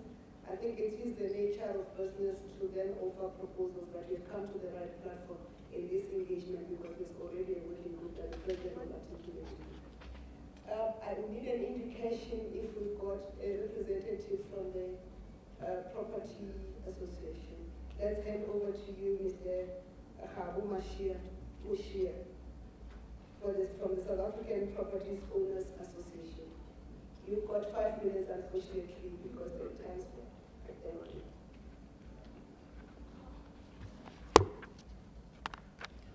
Honorable President, officials, stakeholders, and our partners, greetings, and thank you once again for this opportunity. I must stress that I'm here on behalf of our CEO, Mr. Neil Gopal, who couldn't make it today, given that he's traveling. So, Mr. President, I just wanted to start with who SAPOA is and what we do. The South African Property Owners Association represents companies that own and manage over 90% of our country's commercial and industrial property sector. These are our members that form a huge rates base for most cities. We have noted with great concern the downward trajectory of Johannesburg. We are pleased, though, that there is some level of decisive action being taking place to ensure that the city is, 1, functional, 2, financially stable, 3, to also improve investor confidence. The underperformance of the city poses a significant risk to business, its citizens, and the economy as a whole. Infrastructure, which is in a state of disrepair, affects business and service delivery, as well as the citizens. These obstacles not only drive away, Mr. President, investment within the city, but these also devalue our properties, which then increases the cost of running business in the city. With that being said, we remain committed, firstly. We remain committed to working alongside government and other stakeholders to rebuild Johannesburg, as we would like to see a Johannesburg that, 1, is safe, 2, well-managed, and 3, economically vibrant. I must also thank our mayor, Dada, Honorable Dada Morero. We've had a number of engagements with him, with his team, and also must thank the JCCI for their continuous contribution together with all other stakeholders. Thank you. Thank you very much. So the President, when he was opening Parliament for the 7th Parliament, he said the 7th administration is going to be data-driven so that we can then be fact-based and our solutions are fact-based. And people who are critical in driving data, the analytics, research is the academia. So now is our opportunity to invite from the academia, and we'll start with representatives of the Public Affairs Research Institute, Dr. Sarah Manning-Gilbert and Dr. Tracy Leisure. You're going to share the 10 minutes between the two of you. Good afternoon, residents of Johannesburg, the President of South Africa, Mr. Ramaphosa, and sorry I have my back to you, ministers, the Premier, MECs, to Johannesburg's Mayor and other members of the Council, union representatives and leaders, church leaders, community formations and business. My colleague and I lead research programs at the Public Affairs Research Institute, and we are speaking today on behalf of our Executive Director, Dr. Sitembile Mbete, who cannot be here today. She's in an aeroplane somewhere above the African continent right now. PARI does research on how government functions and how we can make it work more effectively for its people, including here in Johannesburg. The problems of Johannesburg have largely been framed as exemplary of the crisis affecting local government. But the crisis is better framed as a national problem, one requiring the expertise, collaboration, and resourcing of multiple role players across spheres of government and across business and wider society. For example, questions of how to recapitalize Johannesburg's infrastructure should not be treated only as a question of local government financing. It should instead be treated as a question of how to build coalitions for the development of our national economy. The G20 offers a platform to focus on Johannesburg as a model for this, to demonstrate a high road for urban development and proper redistribution. This requires the state to create platforms for actors across business, professional associations, academia, labor, civil society to come together. We understand that there is now a national plan to support Johannesburg through the working group, and that this presidential visit partly signals this commitment. In this room today are people who have been successful in bringing attention and urgency to the crisis of Johannesburg, and some who've worked with concerned city officials on projects to turn around wards. But we need more than the actors in this room. We need to expand commitment to the problem of fixing Johannesburg. One of the ways in which the state can demonstrate that it is serious about this project, to draw in more resources, expertise, and build a coalition for a turnaround, is to institute tangible governance reforms. I run a program at Parry on civil service reform, and I can underscore that our research shows the need for independent processes of appointment to key positions in the city. We need to fundamentally change the way we appoint our accounting officer, senior administrators, and board members to show tangible interventions towards a stable, professional public administration. The expedient, short-termist, and volatile nature of our coalition politics and its tendency to carve up the city into clientelist fiefdoms is having impacts on city administration and the economy that is fundamentally unsustainable. It carries serious national risk, and it is also literally leading to death. Our research on coalition government that we're currently exploring at the moment, you can draw a direct line from the instability in coalition politics through to contract management reform. Drawing lessons from some successful Section 139 interventions, from the turnarounds that we have achieved in some of the SOEs, including under your leadership, Mr. President, this model could start its journey in Johannesburg. Build confidence in the model here. We can use the district development model to support this coalition in Johannesburg, but we must go beyond it too, experimenting with new tools for cooperation of actors across spheres of government, across society.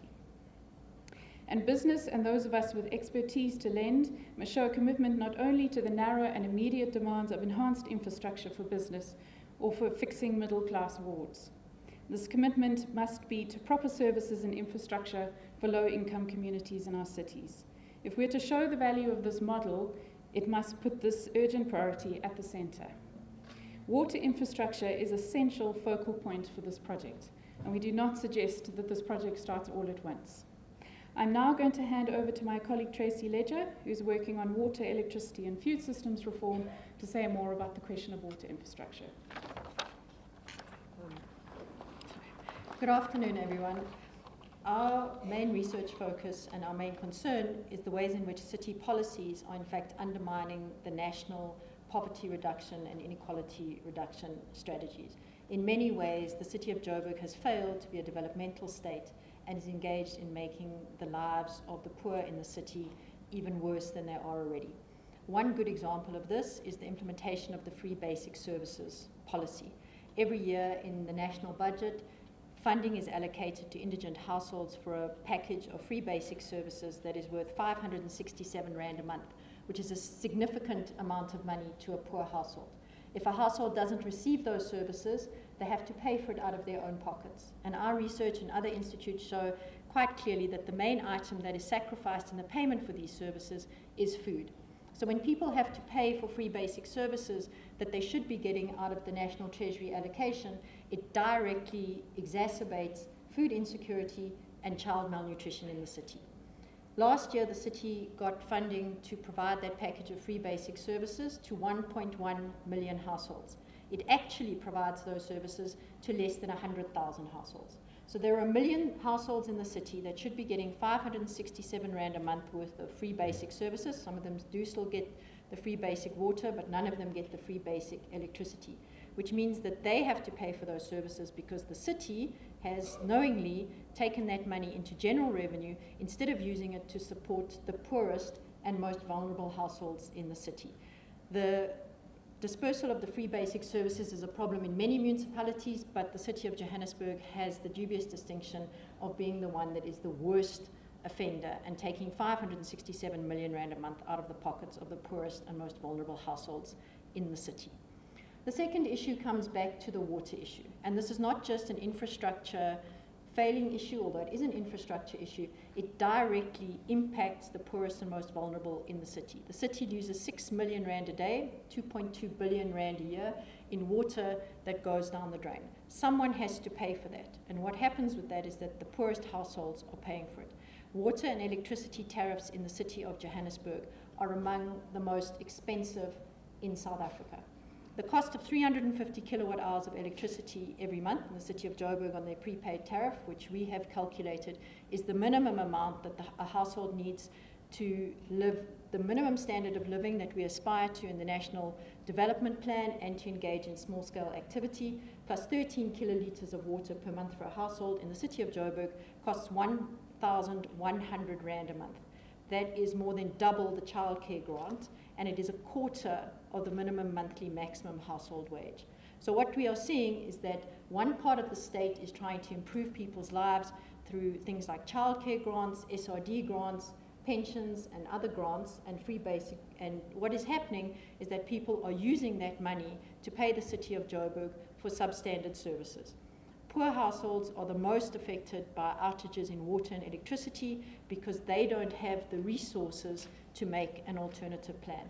So I think we need to look at the infrastructure issues and the failures of the city to fund infrastructure maintenance, not just as infrastructure issues, but as issues that are directly exacerbating poverty and inequality in the city. That 2.2 billion Rand that the city is paying to Rand Water for water that goes down the drain could be a good foundation for a different kind of public-private partnership to start fixing South Africa's infrastructure and making sure that the people who need services the most are actually getting them. Thank you. Thank you very much, Dr. Tracy and Dr. Saramini. We'll now invite Mr. Kendall Mahamati from the University of Johannesburg.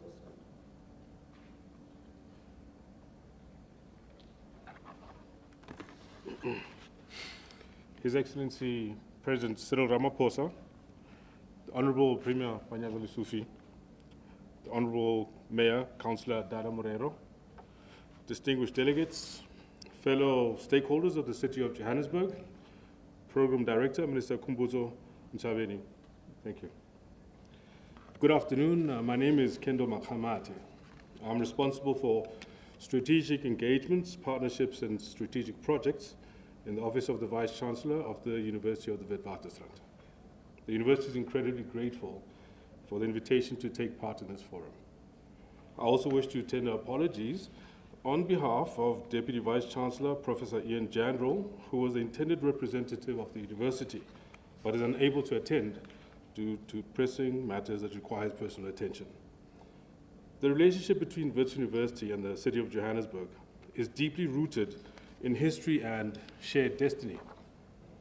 Our origins trace back to a mining school transported from Kimberley to the burgeoning goldfields of Joburg, a move that cemented the university's role as a cornerstone of knowledge creation and innovation in the city. Over the years, Wits has evolved alongside Joburg, enduring and contributing to the socio-political shifts that have shaped this country of ours. Through the darkest periods of apartheid, Wits was at the forefront of transformation, employing the first African academic at a white university in 1935, Benedict Wallet Vilakazi, publishing his first anthology of isiZulu poetry through Wits University Press, and conferring on him the first doctorate in literature for an African scholar. Another example is Dr. Mary Malahlela, whose legacy as the first African woman in South Africa to qualify as a medical doctor in 1947 further highlights the university's commitment to progress. This tradition of excellence continues today. Wits University is one of the most transformed higher education institutions of South Africa, with a student body that reflects the diversity of our nation. I must state here that we feel that our academic excellence is a national asset. This excellence, we feel, also aligns with the National Development Plan 2030, which envisions South Africa as a higher education hub for the region. Beyond producing leaders, Wits plays a pivotal role in addressing societal challenges through cost-cutting edge research and innovation. Our academics are globally recognized in fields such as astronomy, virology, paleosciences, and politics. Embedded as we are in the fabric of this city, we are deeply invested in Joburg's future, as evidenced by our engagement in urban safety, digital connectivity, and healthcare. Our collaboration with JMPD ensures rapid security responses for our community, a partnership we appreciate and wish to strengthen further. The city's progress is critical to us because it's tied to ours, as we want to see the city move forward. However, the reality outside our campus boundaries presents serious concerns. A recent survey revealed that while the great majority of our staff feel safe on campus, safety is a concern outside of it. Issues such as broken traffic lights, uprooted pavements, missing manhole covers, litter in the streets, uncut grass, and general lawlessness undermine Joburg's status as a world-class African city. Water outages affect over 30,000 students at a time, and in May last year, we had to cough up money to spend on diesel due to unscheduled power cuts, a problem that all of us have faced at some time or another. These are not just inconvenient, though. They disrupt our core academic mission and compromise Joburg's ability to attract and retain talent. We recognize that the city faces complex governance and service delivery challenges. However, inconsistent and disjointed engagements, as well as the loss of institutional memory within city management, has made it difficult to find sustainable solutions. We urge the city to work with us in a structured, long-term manner to address these challenges collaboratively. That said, there are successful models of partnership that we have that can be built upon. The city facilitated our access to 36 public libraries, where in partnership with Tenet, we've enabled Wi-Fi access for students and academics. We have invested in Joburg's healthcare infrastructure, building the burns unit at Chris Hani Baragwanath Hospital, and this with private funding from a donor. And also, we've also provided world-class dental facilities in Zola at the community clinic there. We're now working with Charlotte Maxeke Hospital to rebuild the dental hospital. That in itself a massive feat and an initiative that will expand access to critical oral healthcare services. We do appreciate the city's approval of traffic calming zones around our campus, a crucial step towards ensuring the safety of students, staff, and visitors.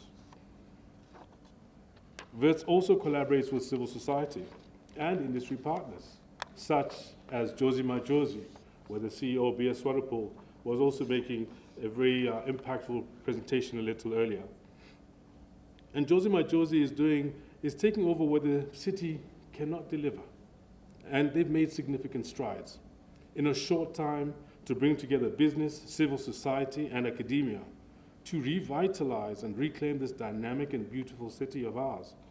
We remain keen to engage in broader initiatives, including Joburg's role in the G20. Joburg is the economic heart of South Africa, and WITS is a national treasure at its center. If Joburg is to fulfill its potential as a city where people can live, work, and play in safety and prosperity, collaboration is not optional. It is imperative. The key lies in structured, sustained engagement between the university, the city, and the province. However, engagement alone is not enough. All stakeholders must also be responsive and action-oriented, ensuring that commitments translate into tangible improvements. WITS University stands ready to be a partner in shaping a future where Joburg is not only a world-class African city in name, but in reality. I thank you.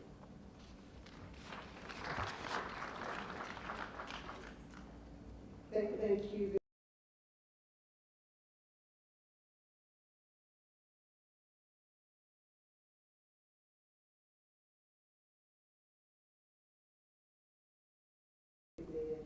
To respond to some of the issues. We don't have much time, colleagues. We've been here since very early in the morning. So I want to urge that if we can deal with it at a Western level, please don't raise it. All the participants here are going to be participating in the work streams, and therefore we can deal with the inputs there and align the programs there as we improve the work in terms of the terms of reference. But if there are those who feel that they have a burning issue in terms of MECs and ministers and deputy ministers, can I have an indication before the show of hands? And we've agreed I'll invite the mayor to respond to some of the issues, and then we can go have a show of hands? Going once, twice. May I invite the executive mayor if you want to maybe address an issue or two? Thank you.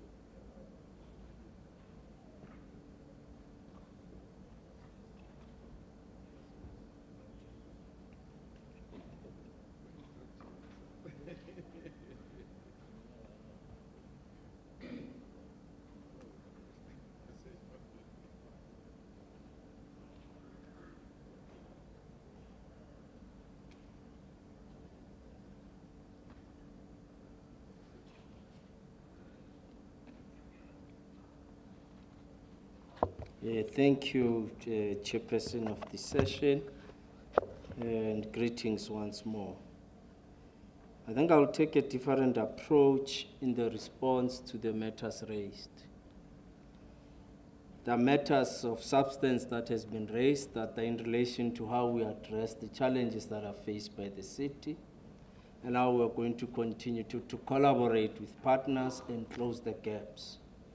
And I think I'd want to appreciate the inputs have been made by some of the stakeholders who were here, which in essence is a call to action, requiring us as the city to be a responsive government within a responsive administration to respond to these challenges with the idea or an ultimate objective of closing ranks and rebuilding the city of Johannesburg.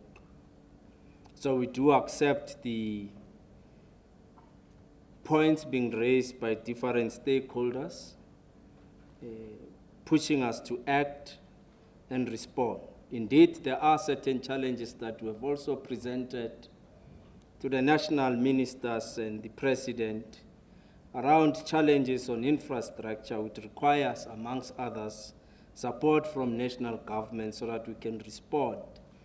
We have also raised issues around human settlements, which also requires that we engage with different ministers nationally to see how we can bridge the gap in spending some of the USDG and the allocations that we get from national.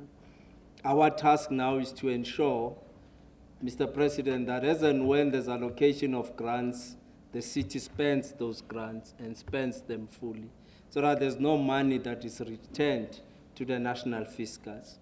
It is also our task to ensure that we increase on our revenue collection by giving a thorough, focused program, which amongst others, we are also open to requesting support from other financial institutions, whether in the form of capacity or in the form of systems, to help us increase on our collection rate. Our collection rate has been stubborn for the last 3 years, at least in 2020. In 2024, we're able to increase it right to up to 87%, when in fact we should be sitting at 90% in terms of our collection rate. The last 2 months of January, February, we have dropped to just around 82%, which requires, therefore, a focused program to increase our collection rate. We've got a potential to increase it to just around 6.2 billion on a month-to-month basis.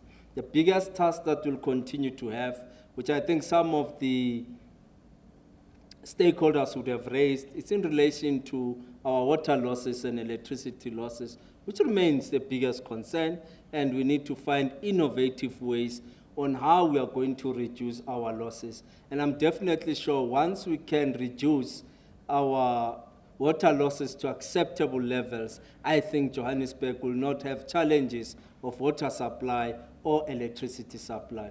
We have taken a conscious view, Mr. President, that we will then focus on best possible ways to remove our informal settlements from illegal connections by doing the following: one, microgrids, which of course require resources and money, but we have put the program on the table. We have done one in Alexander. Now we want to replicate them in all informal settlements, and thus dealing with the issues of illegal connection of electricity. And two, we are looking at other options in terms of creating water supply to be based there right at the informal settlement, and we can control the supply of water in those informal settlements. We do accept indeed that there were recommendations made by the Khampempe Commission. In January, I was called to appear by the Khampempe Commission because there were reports that were outstanding from our side as the City of Johannesburg that we have not been able to comply. We went through a process, and last week already, our city manager had to go and respond and give reports as required by the Khampempe Commission. In fact, we are responding to the Khampempe Commission contrary to other views that would have been presented. Strengthening of IGR has been presented. In fact, we have been lucky. Since we took over last year, we've had quite a consistent IGR with the MEC of corporate COCTA in the province, and we've also had an IGR consistently with the Minister of Water. We've had consistent IGR with the MEC of Finance to ensure that critical issues are resolved through IGR, which also led to us engaging with the Minister of Electricity as a result of the dispute between the city and Eskom around electricity bills, and that IGR process yielded some results, and we are now finding each other with Eskom. We continue to engage with the South African Police Service.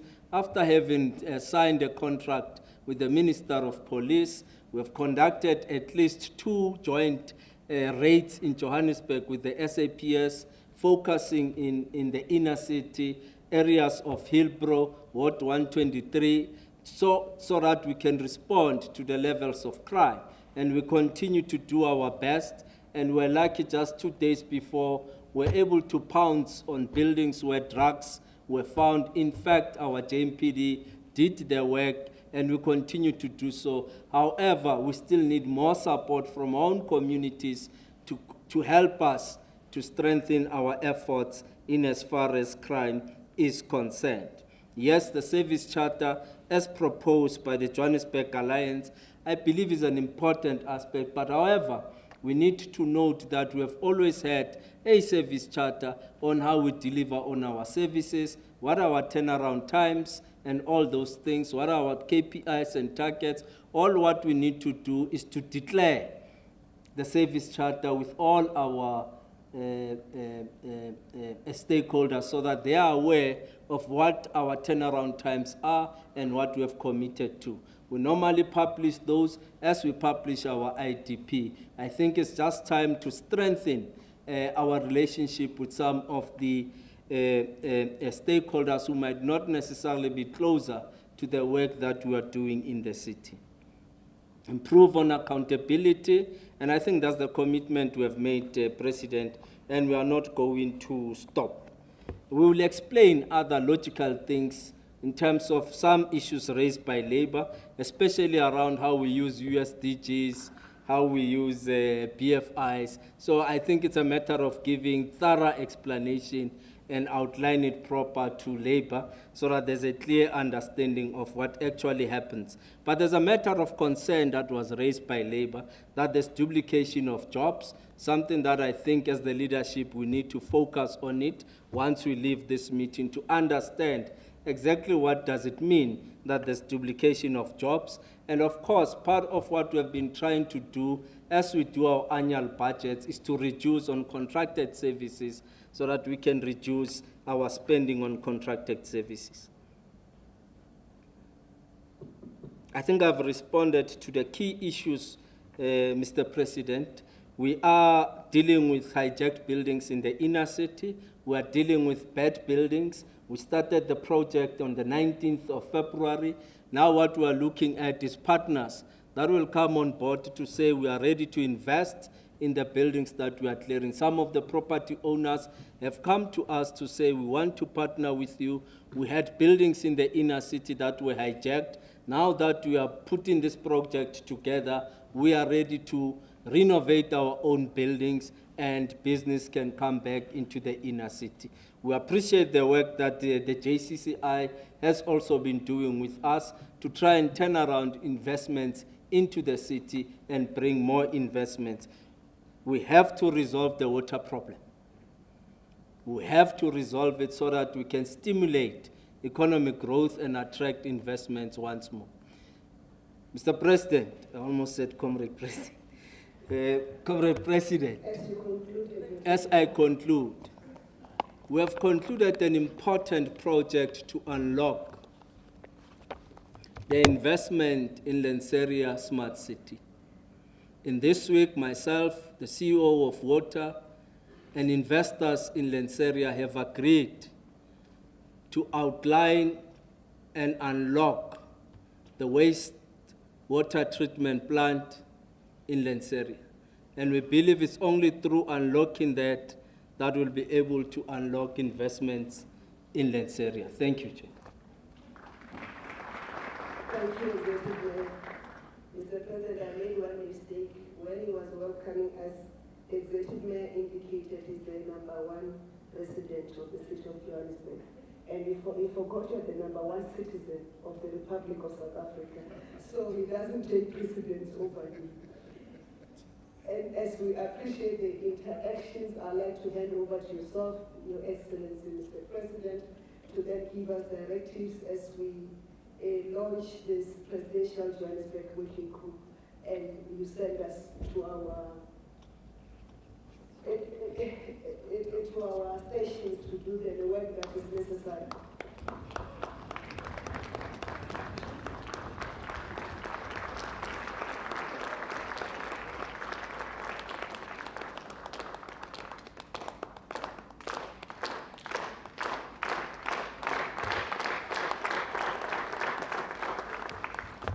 Thank you. Let's be seated, please.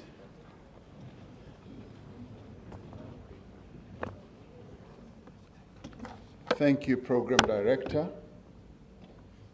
Minister Kumbuzo Nchaweni, and all of you who are here present. I'd like to say on this issue of being #1 resident or #1 citizen, I'm happy for the mayor to be #1 so long as that #1 status goes with reducing my rates and taxes for Johannesburg. Let me thank everyone who's here. We've been here since morning, and in fact since yesterday. I'd like to thank those who have joined us for this stakeholder meeting. And I'd like to thank you for your contributions and the ideas that you've put forward. But I also want to thank you for the spirit in which this meeting has been conducted, particularly by those organizations who, when invited, have taken the trouble and the time to come here. You have proven to me that you are indeed organizations that are deeply invested in the life of this city. And you are, in a way, as one of you said, a coalition of the willing. And you want to be part of the missing puzzle and this whole conundrum that Johannesburg is involved in. And you do not want to be put forward as a band-aid on the problem. You want to be part of the solution. And I want to thank the mayor and indeed my office for having amassed the whole gallery of organizations that are here, representing the various formations of civil society, ranging from young people to business to academia, and we would have had religious as well, and trade unions. That to me represents the full galaxy of organizations, and indeed government as well. Organizations and entities that are normally involved in the life of any country. And in this case, the city of Johannesburg. And all of you who spoke this afternoon demonstrated a great deal of passion, but you also represented or demonstrated concerns, and some a little bit of anger, which you expressed, and some came forward with very practical solutions and ideas, and some of you demonstrated how much work you've been doing, from either recalibrating the Mandela Bridge and also enhancing collaboration and discussion and debate and putting people together to discuss the challenges that this city is facing. So that for me is really heartwarming. And it's heartwarming because all of you have shown that collaboration is a really powerful instrument. And it is the reason why you are all here. And you are here because you want to be part of what we do to address what Johannesburg is going through. Today is a truly momentous day, a day in which we actually consolidate what has been done before. It's not the first time that we're bringing people together to talk about the challenges that Johannesburg is facing. It has been done, but today we're doing it with greater effectiveness because we brought all the levels of government, national, provincial, local, as well as all other stakeholders that matter in the life of Johannesburg. So today we've heard your concerns and the proposals that you've put forward to improve not only service delivery, but also how we can drive inclusive growth here in Johannesburg. Now, as a resident of Johannesburg myself, I do share the concerns that have been expressed about the deterioration of the city, the services, and the infrastructure. Over the last 2 days, members of the National Executive of the country have engaged the leadership of Gauteng, as well as the leadership of Johannesburg, the city, on the key challenges that are facing our city and our province, and finding ways of doing what needs to be done to address these challenges. I must say that we are committed to ensuring that through cooperation among the three spheres of government, we will urgently attend to the challenges. We may well have said so in the past, but the enormity of the challenges and the problem compels us to now say we are going to redouble our efforts. Because Johannesburg is a special place. And earlier I said, Johannesburg is too big to fail, and we're not going to allow it to fail. We're going to work hard to restore Johannesburg to its old glory. We're going to work hard to ensure that its neighborhoods and townships are restored to what they should be, and development does take place. We want also the rich history of this town, this city, to be restored.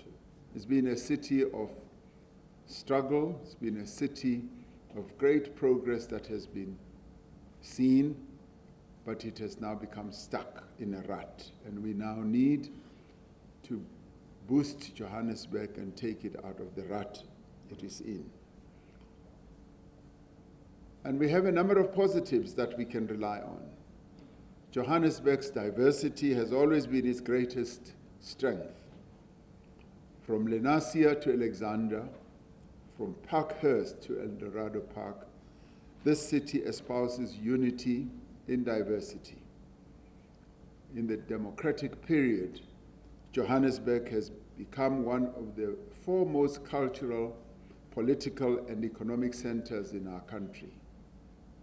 It is therefore vital for the country's future that Johannesburg should be restored to its former glory. And perhaps its new glory, because it needs to go beyond its former self, and it needs to be a modern Johannesburg that responds to the times that we live in. The Government of National Unity has prioritized reaching a higher percentage of growth than where we are to create the jobs that South Africa needs. Our metropolitan areas are obviously going to be critical to drive this growth.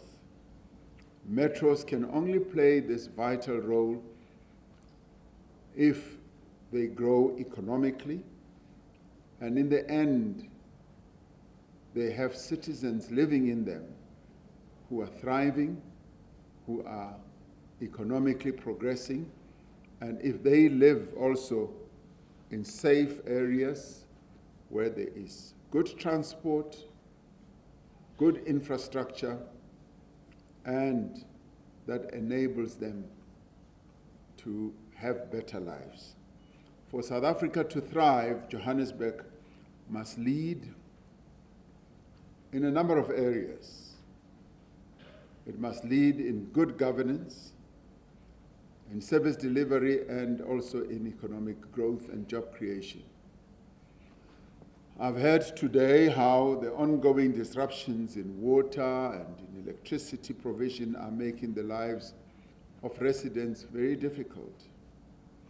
I've also heard how deteriorating road infrastructure, not only heard but also experienced it myself, how the potholes that are littered all over our streets and roads, how our bridges that are unsafe, how our dysfunctional street lights are making life difficult for the residents of this city.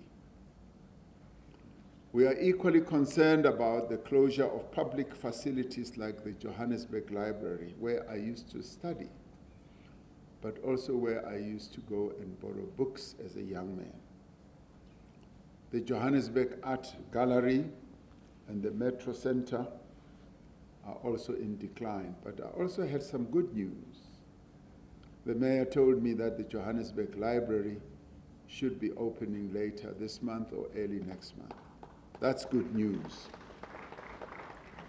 Unfinished and delayed infrastructure projects, including Rea Vaya bus stations and the refurbishment of Lillian Goy Street, must be prioritized.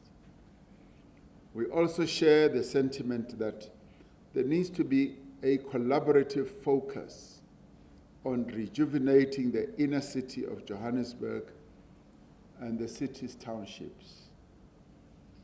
I related earlier, and I will not repeat it, how driving through the streets of Johannesburg, I became more and more disheartened by the state of the city. Through the Department of Cooperative Governance, National Treasury, and provincial government, we are supporting the City of Johannesburg to stabilize its governance and financial affairs. Minister Tlhabisa and his department and Minister Godongwane are having a paying razor focus attention on assisting the city to address many challenges that it faces. Now, we need to ensure that we unlock service delivery backlogs and begin to address the backlog in infrastructure provision. I must say that I was very disturbed when I heard Dr. Ledger talking about how the money that we allocate for supporting indigent families, about 560 rand per month, to assist them with water and electricity is only allocated to 100,000 households when we have budgeted for 1,100,000. I regard this as a real disgrace and terrible, and it's something I want to see corrected immediately. That must happen.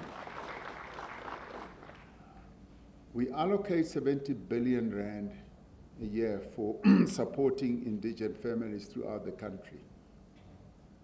And to have Johannesburg utilizing the money that is allocated to 1 million households and utilize it for general operation costs is something that's unacceptable. That money that is allocated to support indigent families is precisely the money. A number of people experienced how eThekwini, Durban particularly, has improved during the holidays when they thronged to Durban, which used to be the